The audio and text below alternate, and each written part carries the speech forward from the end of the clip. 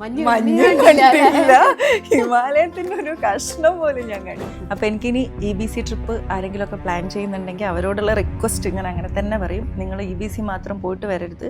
ഒക്യോറി എന്നൊക്കെ പറയുന്നത് ഞാൻ കണ്ടതിൽ വെച്ച് എന്താ പറയുക, എൻ്റെ ലൈഫിലല്ലേ എൻ്റെ കണ്ണിൽ എൻ്റെ മനസ്സിൽ പതിഞ്ഞ ഏറ്റവും നല്ല ഫ്രെയിമാണത്. അപ്പോൾ തന്നെ നമ്മൾ തമ്മിൽ ചെറിയൊരു ആർഗ്യുമെൻ്റ് ഒക്കെ നടന്നു, ഇത് പോലീസുകാരുമായിട്ട് അന്വേഷിച്ചിട്ട് വിളിക്കുന്നില്ലല്ലോ എന്നുള്ള രീതിയിൽ. നാട്ടിലെ സകലമാന കഞ്ചാവ് കേസിലും അങ്ങനത്തെ ഇതിലൊക്കെ ഇവനെ വീട്ടുകാർ ഒരുമാതിരി ഒഴിവാക്കിയിട്ട് എങ്ങോട്ടെങ്കിലും പോയി രക്ഷപ്പെടുന്നതാണ് വീട്ടുകാരെ കയറ്റി വിട്ടതാണ്. ചേച്ചിൻ്റെ ഇങ്ങനെ ടപ്പേ എന്നും പറഞ്ഞിട്ട് വീണ് തലയൊക്കെ അടിച്ചിങ്ങനെ കിട്ടും. അപ്പം ഞങ്ങളെല്ലാവരും വിചാരിച്ചു തീർന്നു. കൽക്കട്ടയിൽ നിന്ന് ഇങ്ങനെ കവർ ചെയ്യാൻ പറ്റുന്ന കുറേ സ്ഥലങ്ങളുണ്ടല്ലോ, അത് ഞാൻ പോയിട്ടുണ്ട്. അതൊന്നും എൻ്റെ വീട്ടുകാർക്ക് ഇപ്പോഴും അറിഞ്ഞുകൂടാ, ആർക്കും അറിഞ്ഞുകൂടാ. വഴിയിൽ വെച്ചിട്ട് ഒരു മലയാളിയെ ഞാൻ കണ്ടിട്ടുള്ളൂ, സാധനം കയ്യിലുണ്ടോ മലയാളീസ് ആരെങ്കിലും നമ്മളവിടുത്തെ സാധനം കയ്യിലുണ്ടേ, അങ്ങനെയാണ് മലയാളീസിനെ നമ്മൾ കണ്ടുപിടിക്കാം. ഞാൻ ആരോടൊക്കെയോ പറഞ്ഞിട്ട് ഞാൻ മരിച്ചു കഴിഞ്ഞാൽ ഞാൻ അവിടെ എവിടെയും കൊണ്ടുപോയിട്ടാൽ മഞ്ഞിൽ ഇങ്ങനെ കിടക്കാലോ എന്നുള്ളൊരു ഫീൽ. സൈക്കോണോന്ന്. ട്രെയിന് യാത്ര തുടങ്ങിക്കഴിഞ്ഞാൽ ട്രെയിനിലെ TT ഞങ്ങളാണ്, ഡോക്ടർ ഞങ്ങളാണ്, പോലീസ് ഞങ്ങളാണ്. ഈ പറയുന്ന എല്ലാ കാര്യങ്ങളും ഹാൻഡിൽ ചെയ്യുന്നത് TT എന്ന് പറയുന്നത്. കാരണം പാസഞ്ചേഴ്സിന് എപ്പോഴും മുമ്പിലുണ്ടാവുന്നത് TTമാരാണ്. ഇവൻ ഈ പറഞ്ഞ മാതിരി എന്തൊക്കെയോ ഇളകാൻ തുടങ്ങി. ഇവൻ കമ്പി പിടിച്ച് കുലുക്കണു, ട്രെയിൻ പോകണം, ഞാൻ ചാടും, ഞാൻ തള്ളും എന്നൊക്കെ പറഞ്ഞിട്ട്.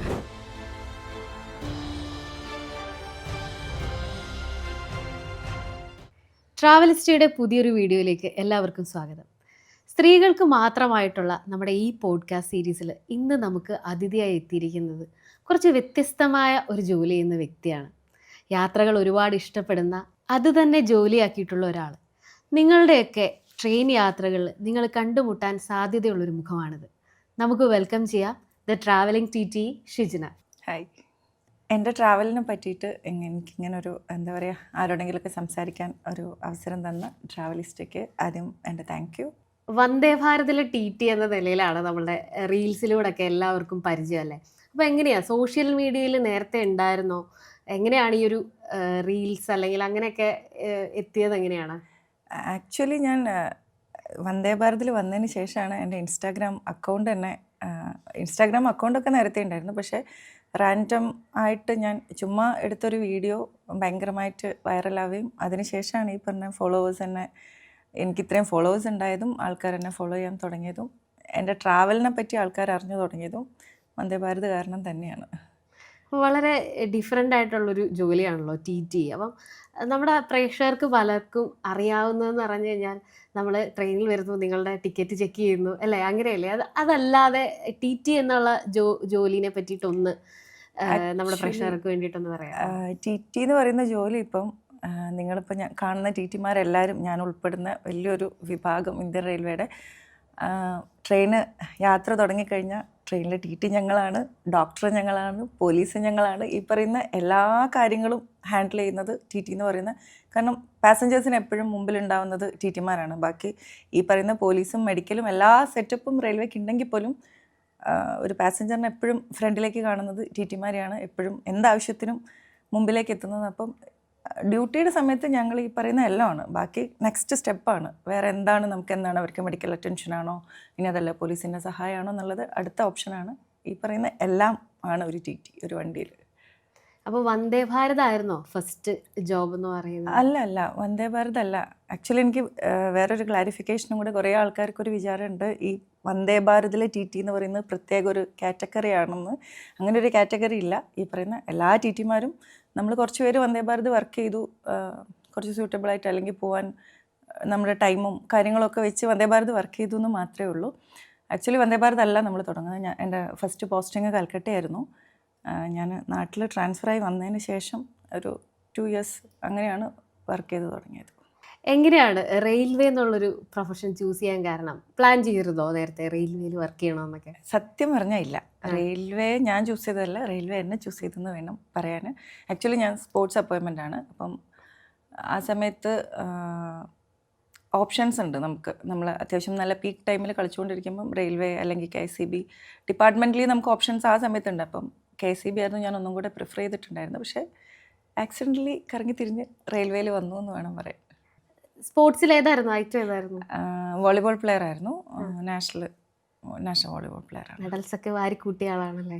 ആക്ച്വലി നമുക്ക് റെയിൽവേയിൽ അപ്പോയിൻമെൻറ്റ് വേണമെങ്കിൽ കറണ്ട് ഇയർ മെഡൽ നിർബന്ധമാണ്. അപ്പം മെറിറ്റിൽ നമ്മൾ എക്സാം എഴുതി കയറുന്ന ആൾക്കാരുണ്ടല്ലോ, അതുപോലെ നമുക്ക് കറണ്ട് ഇയർ ഫസ്റ്റോ സെക്കൻഡോ തേർഡോ അത് മെഡൽ ഉണ്ടെങ്കിൽ മാത്രമേ നമുക്ക് അപ്പോയിൻമെൻറ്റ് ചെയ്യാൻ കിട്ടുള്ളൂ. അതെ അതെ അതെ.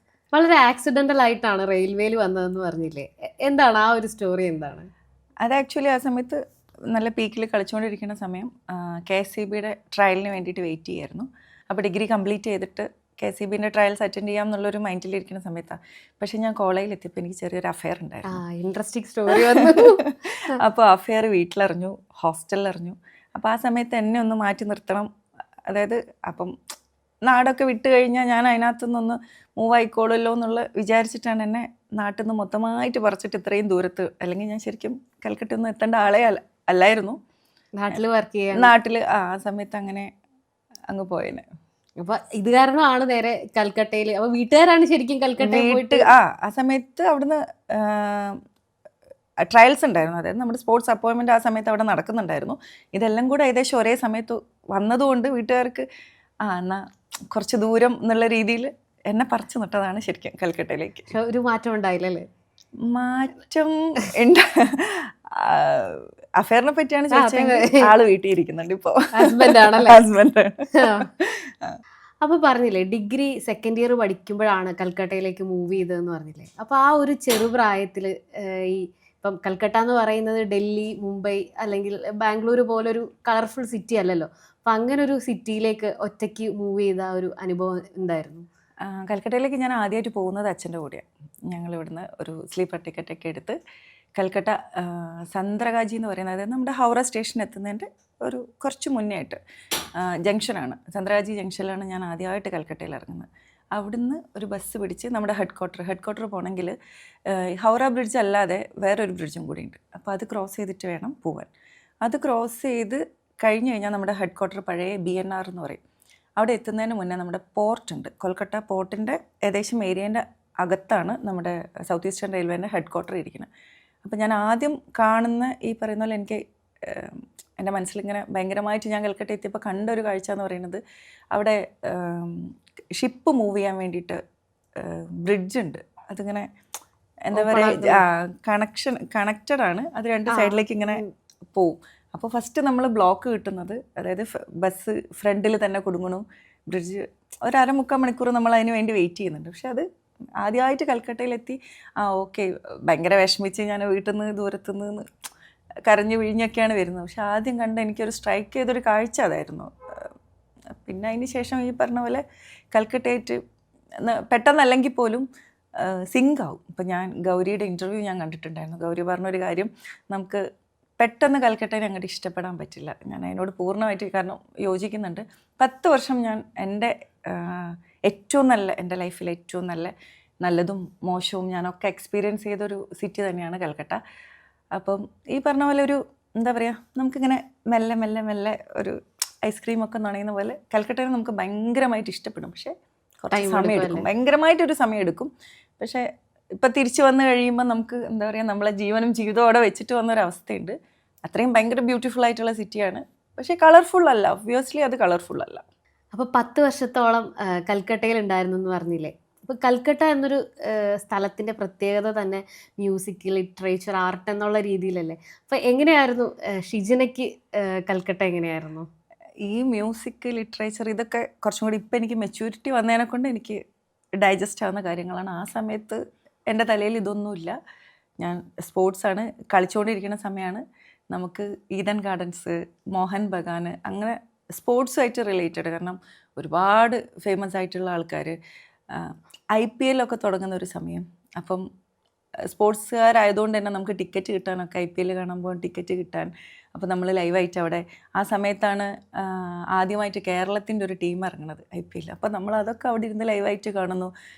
ഞങ്ങൾ കുറച്ച് പേര് കേരള സാരി എടുത്തിട്ട് പോകുന്നു. എപ്പോഴും കൽക്കട്ടത്തെ ഓർമ്മകൾ അധികം എനിക്ക് കണക്റ്റഡ് ആയിട്ട് സ്പോർട്സുമായിട്ട് തന്നെയാണ്. പക്ഷേ കൽക്കട്ട വരാനൊക്കെ ആയ സമയത്താണ് ഞാൻ കുറച്ചും കൂടി കൽക്കട്ടേൻ്റെ ഉള്ളിലേക്കൊക്കെ ഇറങ്ങിയിട്ട് എക്സ്പ്ലോർ ചെയ്യാൻ തുടങ്ങിയത്. പക്ഷേ ഞാൻ ആ സമയത്ത് കൽക്കട്ടയിൽ നിന്ന് ഇങ്ങനെ കവർ ചെയ്യാൻ പറ്റുന്ന കുറേ സ്ഥലങ്ങളുണ്ടല്ലോ, അത് ഞാൻ പോയിട്ടുണ്ട്. അതൊന്നും എൻ്റെ വീട്ടുകാർക്ക് ഇപ്പോഴും അറിഞ്ഞുകൂടാ, ആർക്കും അറിഞ്ഞുകൂടാ. ഷിജിനയുടെ ജോലി തന്നെ യാത്രയാണല്ലോ. അപ്പോൾ ഈ ജോലിക്കിടയിൽ എന്തെങ്കിലും ഇൻട്രസ്റ്റിംഗ് ആയിട്ടുള്ള അനുഭവങ്ങൾ ഉണ്ടായിട്ടുണ്ടോ? ആ ഇത് ഈ പറഞ്ഞ മാതിരി ടീറ്റിമാർ കഥ പറയാൻ തുടങ്ങിക്കഴിഞ്ഞാൽ ഞങ്ങൾക്ക് എന്താ പറയുക, ഒരുപാട് ഖണ്ഡമായിട്ട് എഴുതാൻ വേണ്ടിയിട്ട് അത്രയ്ക്കും എല്ലാവരുടെ അടുത്തും നിങ്ങളിങ്ങനെ ഏതെങ്കിലും ടീറ്റിമാരുടെ അടുത്ത് കാണുമ്പോൾ സംസാരിച്ച് കഴിഞ്ഞാൽ അത്രയും സ്റ്റോറീസ് ഉണ്ടാവും. പുറത്തെടുത്ത് പറയാനാണെങ്കിൽ കൽക്കട്ട ഉണ്ടായിരുന്ന സമയത്ത് ഈ പറഞ്ഞ പോലെ നമ്മൾ മലയാളീസ് എന്ന് പറയുമ്പം എല്ലാവർക്കും അറിയാലോ, എല്ലാവർക്കും അവർ മദ്രാശി അല്ലെ മദ്രാസി എന്നുള്ളൊരു ലേബലിലാണ് നമ്മൾ ആ സമയത്തൊക്കെ. ഇപ്പം മലയാളം, കന്നഡ, എന്താ പറയുക, തമിഴ്, തെലുഗു എല്ലാം അവർക്ക് മദ്രാസാണ്. തെലുങ്കന്മാർ അവരത്ര, കാരണം ബംഗാളായിട്ട് കുറച്ചുകൂടി കണക്റ്റഡ് ആയിട്ടുള്ളൊരു സ്റ്റേറ്റാണ് ആന്ധ്ര. അപ്പം സ്റ്റേഷനിലൊക്കെ ആരെങ്കിലുമൊക്കെ വന്ന് പെടും, ഏതെങ്കിലുമൊക്കെ സൗത്തിൽ നിന്നൊക്കെ ആരെങ്കിലും വണ്ടി മാറി അങ്ങനെ ഇങ്ങനെയൊക്കെ. അപ്പോഴെപ്പോഴും നമ്മളാരെങ്കിലും, ഞങ്ങളൊരു 3-4 പേര് അവിടെ സ്റ്റേഷനിൽ വർക്ക് ചെയ്യുന്നതിൽ സൗത്ത് ഇന്ത്യൻസ് ഉണ്ടായിരുന്നു. അപ്പോൾ നമ്മളെയാണ് ഇവർ വന്നിട്ട് ഇവരെന്താണ് ഭാഷ സംസാരിക്കുന്നത്, എന്താണ് കാര്യം എന്നുള്ളത്. അങ്ങനെ അപ്പം നമുക്ക് മംഗലാപുരത്ത് നിന്ന് സന്ത്രാഗാജി, അതായത് ഞാൻ വർക്ക് ചെയ്യുന്ന സ്റ്റേഷൻ സന്ത്രാഗാജിയാണ്. അപ്പോൾ സന്ത്രാഗാജി വരെ വരുന്നൊരു വിവേകുണ്ട്. നമുക്ക് ആക്ച്വലി 2 വിവേകുണ്ട്. ഒന്ന് ലോങ്ങസ്റ്റ് റൂട്ടിൽ പോകുന്ന കന്യാകുമാരിയിൽ നിന്ന് പോകുന്നൊരു വിവേകും, ഈ വിവേക് ലാസ്റ്റ് സ്റ്റോപ്പ് സന്ത്രാഗാജിയാണ്. അപ്പോൾ ഞങ്ങളിത് ചെക്ക് ചെയ്തുകൊണ്ടിരിക്കുന്നു. ചെക്ക് ചെയ്ത് ഓൾമോസ്റ്റ് ആൾക്കാരൊക്കെ പോയി കഴിഞ്ഞപ്പം എൻ്റെ കൂടെ വർക്ക് ചെയ്യുന്ന പയ്യൻ എൻ്റെ അടുത്ത് വന്നിട്ട് പറഞ്ഞു, ഇങ്ങനെ ഒരാൾ അവിടെ ഇരിക്കുന്നുണ്ട്, മലയാളം തോന്നുന്നു സംസാരിക്കുന്നത്, ഒന്ന് പോയി സംസാരിക്കുന്നു പറഞ്ഞു.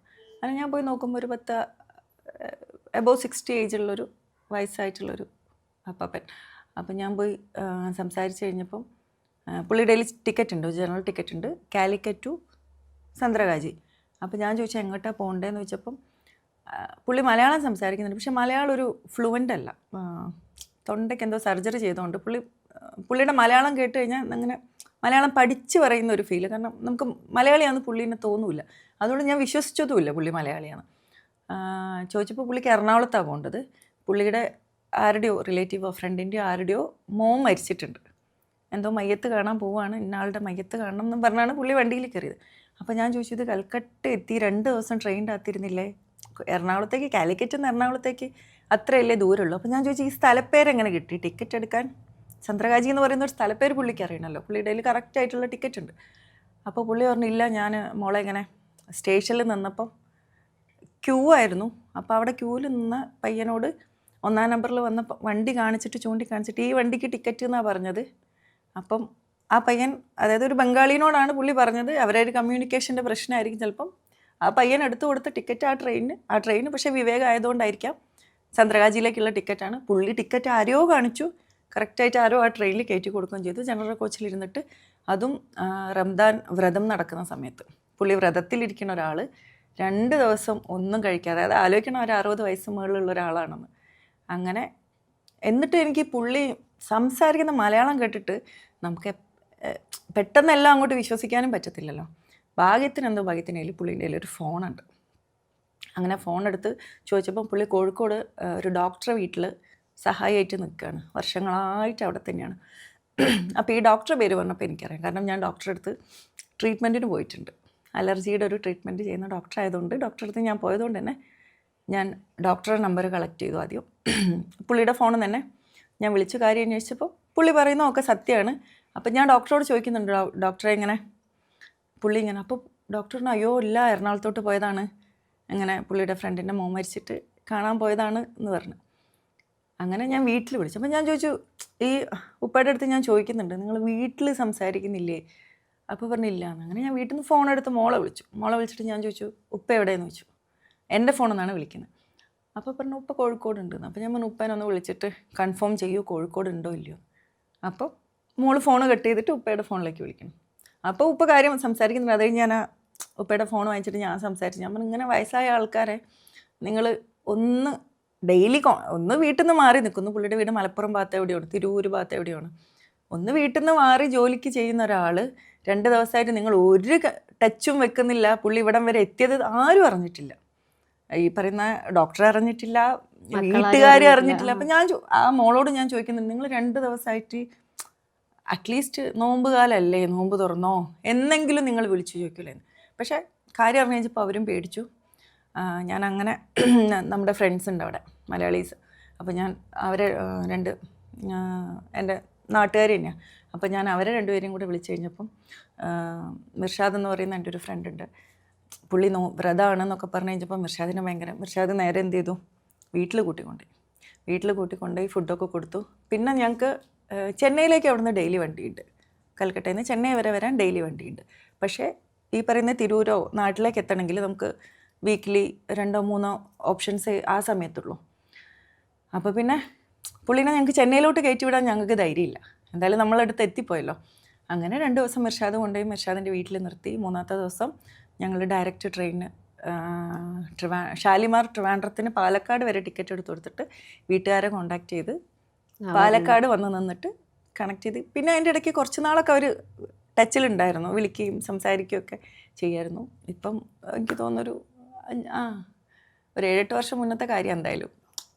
ഇപ്പം ടച്ചും കാര്യങ്ങളൊന്നുമില്ല. എനിക്ക് തോന്നുന്നു എൻ്റെ സർവീസിൽ ഏറ്റവും ഭയങ്കരമായിട്ട് എനിക്ക് ഫീൽ ചെയ്തൊരു കാര്യം അതായിരിക്കും. ഇപ്പം ഇങ്ങനൊരു ഒരു കാര്യം ചെയ്ത് കഴിഞ്ഞപ്പോൾ ഒരു പ്രൗഡ് ഫീല് തോന്നിയില്ലേ? നമ്മളൊരാളെ ഹെൽപ്പ് ചെയ്തു ഇത്രയും നന്നായി. പ്രൗഡ് ഫീല് തോന്നി. ഹെൽപ്പിൻ്റെ കാര്യം പറഞ്ഞത് ഇതിപ്പം നമ്മൾ കാര്യമായിട്ട് ഹെൽപ്പ് ചെയ്തു. ഇത് കഴിഞ്ഞ് കുറച്ച് ദിവസം കഴിഞ്ഞപ്പം സെയിം ഇതുപോലെ ഒരാൾ വന്നു. അപ്പം പ്ലാറ്റ്ഫോമിൽ ഡ്യൂട്ടി ചെയ്തുകൊണ്ടിരിക്കുന്നു. അവിടെ യാർഡിൽ വർക്ക് ചെയ്യുന്ന ചേട്ടൻ വന്നിട്ട് ഇങ്ങനെ പറഞ്ഞു, എല്ലാവരും അവിടെ നമ്മൾ അങ്ങോട്ടും ഇങ്ങോട്ടും ദാദാ ദീദി, പ്രായം കൂടിയാലും കുറഞ്ഞാലും ഒക്കെ അങ്ങനെയാണ് വിളിക്കുക. അപ്പം എൻ്റെ അടുത്തൊരു ദീദി ഇങ്ങനെ എന്താ പറയുക, ഒരാൾ അവിടെ പ്ലാറ്റ്ഫോമിൽ ഇങ്ങനെ ഇരിക്കുന്നുണ്ട് 6-ാം നമ്പറിൽ, സംസാരിക്കുന്ന മനസ്സിലാവുന്നില്ല, സൗത്തിൽ ഏതോ ലാംഗ്വേജ് ആണോ, ഒന്ന് പോയി സംസാരിക്കുമെന്ന് വെച്ചു. അങ്ങനെ ഞാൻ പോയി സംസാരിക്കും. പുള്ളി തമിഴ്നാട്ടിൽ നിന്നുള്ള ഒരു ലോറി ഡ്രൈവറാണ്. ലോറി ഡ്രൈവർ ഏതോ റൂട്ട് വഴി വന്നു. അപ്പം ലോറീൻ്റെ അകത്ത് എന്തോ കഞ്ചാവോ സംതിങ് എന്തോ ഡ്രൈവർ എന്തോ ചെയ്തപ്പോൾ ഇവർ അടിയായി. പുള്ളി ക്ലീനറാണ്. ഡ്രൈവറും ക്ലീനറും കൂടി അടിയായി. ഡ്രൈവർ ക്ലീനറെ വണ്ടിയിൽ നിന്ന് ഇറക്കി വിട്ടു. അങ്ങനെ പുള്ളി എങ്ങനെയോ കണക്ട് ചെയ്ത് ഹൗറേ വന്നു. ഹൗറേന്ന് ആരോടോ സംസാരിച്ചപ്പം സൗത്താന്ന് പറഞ്ഞപ്പോൾ അവിടെ നിന്ന് ആരോ ഈ സ്റ്റേഷനിലോട്ട് വണ്ടി കയറ്റിട്ടു. അവിടെ സൗത്തിൽ ആൾക്കാരുണ്ട്, കാരണം നമ്മളെല്ലാവരും ഓൾമോസ്റ്റ് എല്ലാവരും ഉള്ളത് ഈ സ്റ്റേഷനിലാണ്. അങ്ങനെ അവിടുന്ന് പുള്ളി ഭയങ്കര ജെനുവിനും ഫുഡ് കഴിച്ചിട്ട് 2-3 ദിവസമായി എന്നൊക്കെ പറഞ്ഞ് നമ്മൾ ഫുഡൊക്കെ വാങ്ങിച്ചു കൊടുത്തു. വൈകിട്ടത്തേക്ക് പറയുന്ന പോലെ ചെന്നൈയിലേക്കുള്ള ട്രെയിനിന് പുള്ളി അതാ പറയുന്നത്, ട്രെയിൻ പൈസ തന്നാൽ മതി, ഞാൻ പോയിട്ട് ഇട്ട് തരാം, വീട്ടിലെത്തിയിട്ട് അക്കൗണ്ടിൽ അയച്ചു തരാമെന്ന് പറഞ്ഞൊരു തുണ്ട് കടലാസിൽ അക്കൗണ്ട് നമ്പറൊക്കെ വാങ്ങിച്ചുകൊണ്ട് പോയി നമ്മൾ ടിക്കറ്റ് എടുത്ത് കൊടുത്തു, ഫുഡ് വാങ്ങിച്ചു കൊടുത്തു. പക്ഷേ പുള്ളി നാട്ടിൽ പോയി കറക്റ്റായിട്ട് നമുക്ക് കാശ് ഇട്ട് വരികയും ചെയ്തു. നമ്മളത് പ്രതീക്ഷിച്ചിട്ടല്ലെങ്കിൽ പോലും. അത് കഴിഞ്ഞൊരു കുറച്ച് ദിവസം കഴിഞ്ഞപ്പോൾ ഇതേപോലെ പിന്നെ അടുത്തത്. അപ്പം നമ്മൾ അവിടുത്തെ ഇങ്ങനത്തെ ഒരു കൊട്ടേഷൻ ഉണ്ടായി, ആരെങ്കിലും വന്നാൽ എല്ലാവരും നമ്മളെ കളിയാക്കാനൊക്കെ തുടങ്ങി. ഇങ്ങനെ രക്ഷപ്പെടുത്തുക, സൗത്ത് നിന്ന് ആരെങ്കിലും വന്നവർ രക്ഷപ്പെടുത്തുന്നുള്ള രീതിയിൽ ഇതേപോലെ വന്ന് പ്ലാറ്റ്ഫോമിൻ്റെ, അതും യാർഡിൽ, അതായത് ട്രെയിൻ നിർത്തിയിടുന്നതിൻ്റെ അവിടെ യാർഡിൻ്റെ ഓഫീസിൻ്റെ അവിടെ ഒരു പയ്യൻ വന്നു. പയ്യൻ എന്ന് പറഞ്ഞാൽ ഒരു 10-20-21 വയസ്സുള്ള അങ്ങനെ പോയി സംസാരിക്കുമ്പോൾ പയ്യനാണ് ഈ ഇരിപ്പാണ്, ഇങ്ങനെ കിളിവാറിയിരിക്കുകയാണ്. കുറേ സംസാരിച്ചപ്പം പേരൊന്നും എനിക്ക് സത്യം പറഞ്ഞാൽ ഓർമ്മയില്ല. സംസാരിച്ചു. ഇവൻ പറയുന്നത് തമ്മിൽ യാതൊരു ബന്ധവുമില്ല, ഒന്നാമത്തെ കാര്യം. അപ്പം വീട് ചോദിച്ചപ്പം ഇതും തിരൂരാ, അതൊക്കെ ഫോണില്ല, ഒന്നുമില്ല. അപ്പോൾ ചെന്നൈയിലേക്ക് ജോലി അന്വേഷിച്ച് വന്നതാണ്. ഞാൻ ചോദിച്ചു, നീ എന്താ പറഞ്ഞ? ചെന്നൈ ജാനാ ഹേ. ഈ ഒരു ഹിന്ദി മാത്രമേ അറിയൂ, ചെന്നൈ ജാനാ ഹേ. ഞാൻ പറഞ്ഞത് ഇപ്പോൾ കൽക്കട്ട എത്തിയില്ലേ, അപ്പോഴും അവൻ പറയുന്നുണ്ട് ചെന്നൈ ജാനാ ഹേ, ചെന്നൈ ജാനാ ഹേ. അപ്പൊ മലയാളിയാണ്. അല്ല, ഈ ഒരു വേർഡ് മാത്രമേ ഹിന്ദി അറിയത്തുള്ളൂ, ബാക്കിയൊക്കെ അവൻ സംസാരിക്കുന്നുണ്ട്. അപ്പോൾ ഇവൻ്റെ വീട്ടുപേര് ചോദിച്ചു, വേറെ ബോർഡ്സ് ഒക്കെ ചോദിച്ചു. ഞാൻ ഡീറ്റെയിൽസ് ഞാൻ പറയുന്നില്ല. എന്തായാലും ഇതും ഈ പറഞ്ഞാതിരി തിരൂരങ്ങണ്ട. അപ്പം ഇവനെ കണ്ടിട്ട് എനിക്ക് ഭയങ്കര വശപ്പശകായിട്ട് ഫീൽ ചെയ്തു. അങ്ങനെ ഞാൻ ആദ്യം എന്തോ ദൈവാധീനത്തിന് തിരൂർ പോലീസ് സ്റ്റേഷനിലേക്ക് വിളിച്ചു.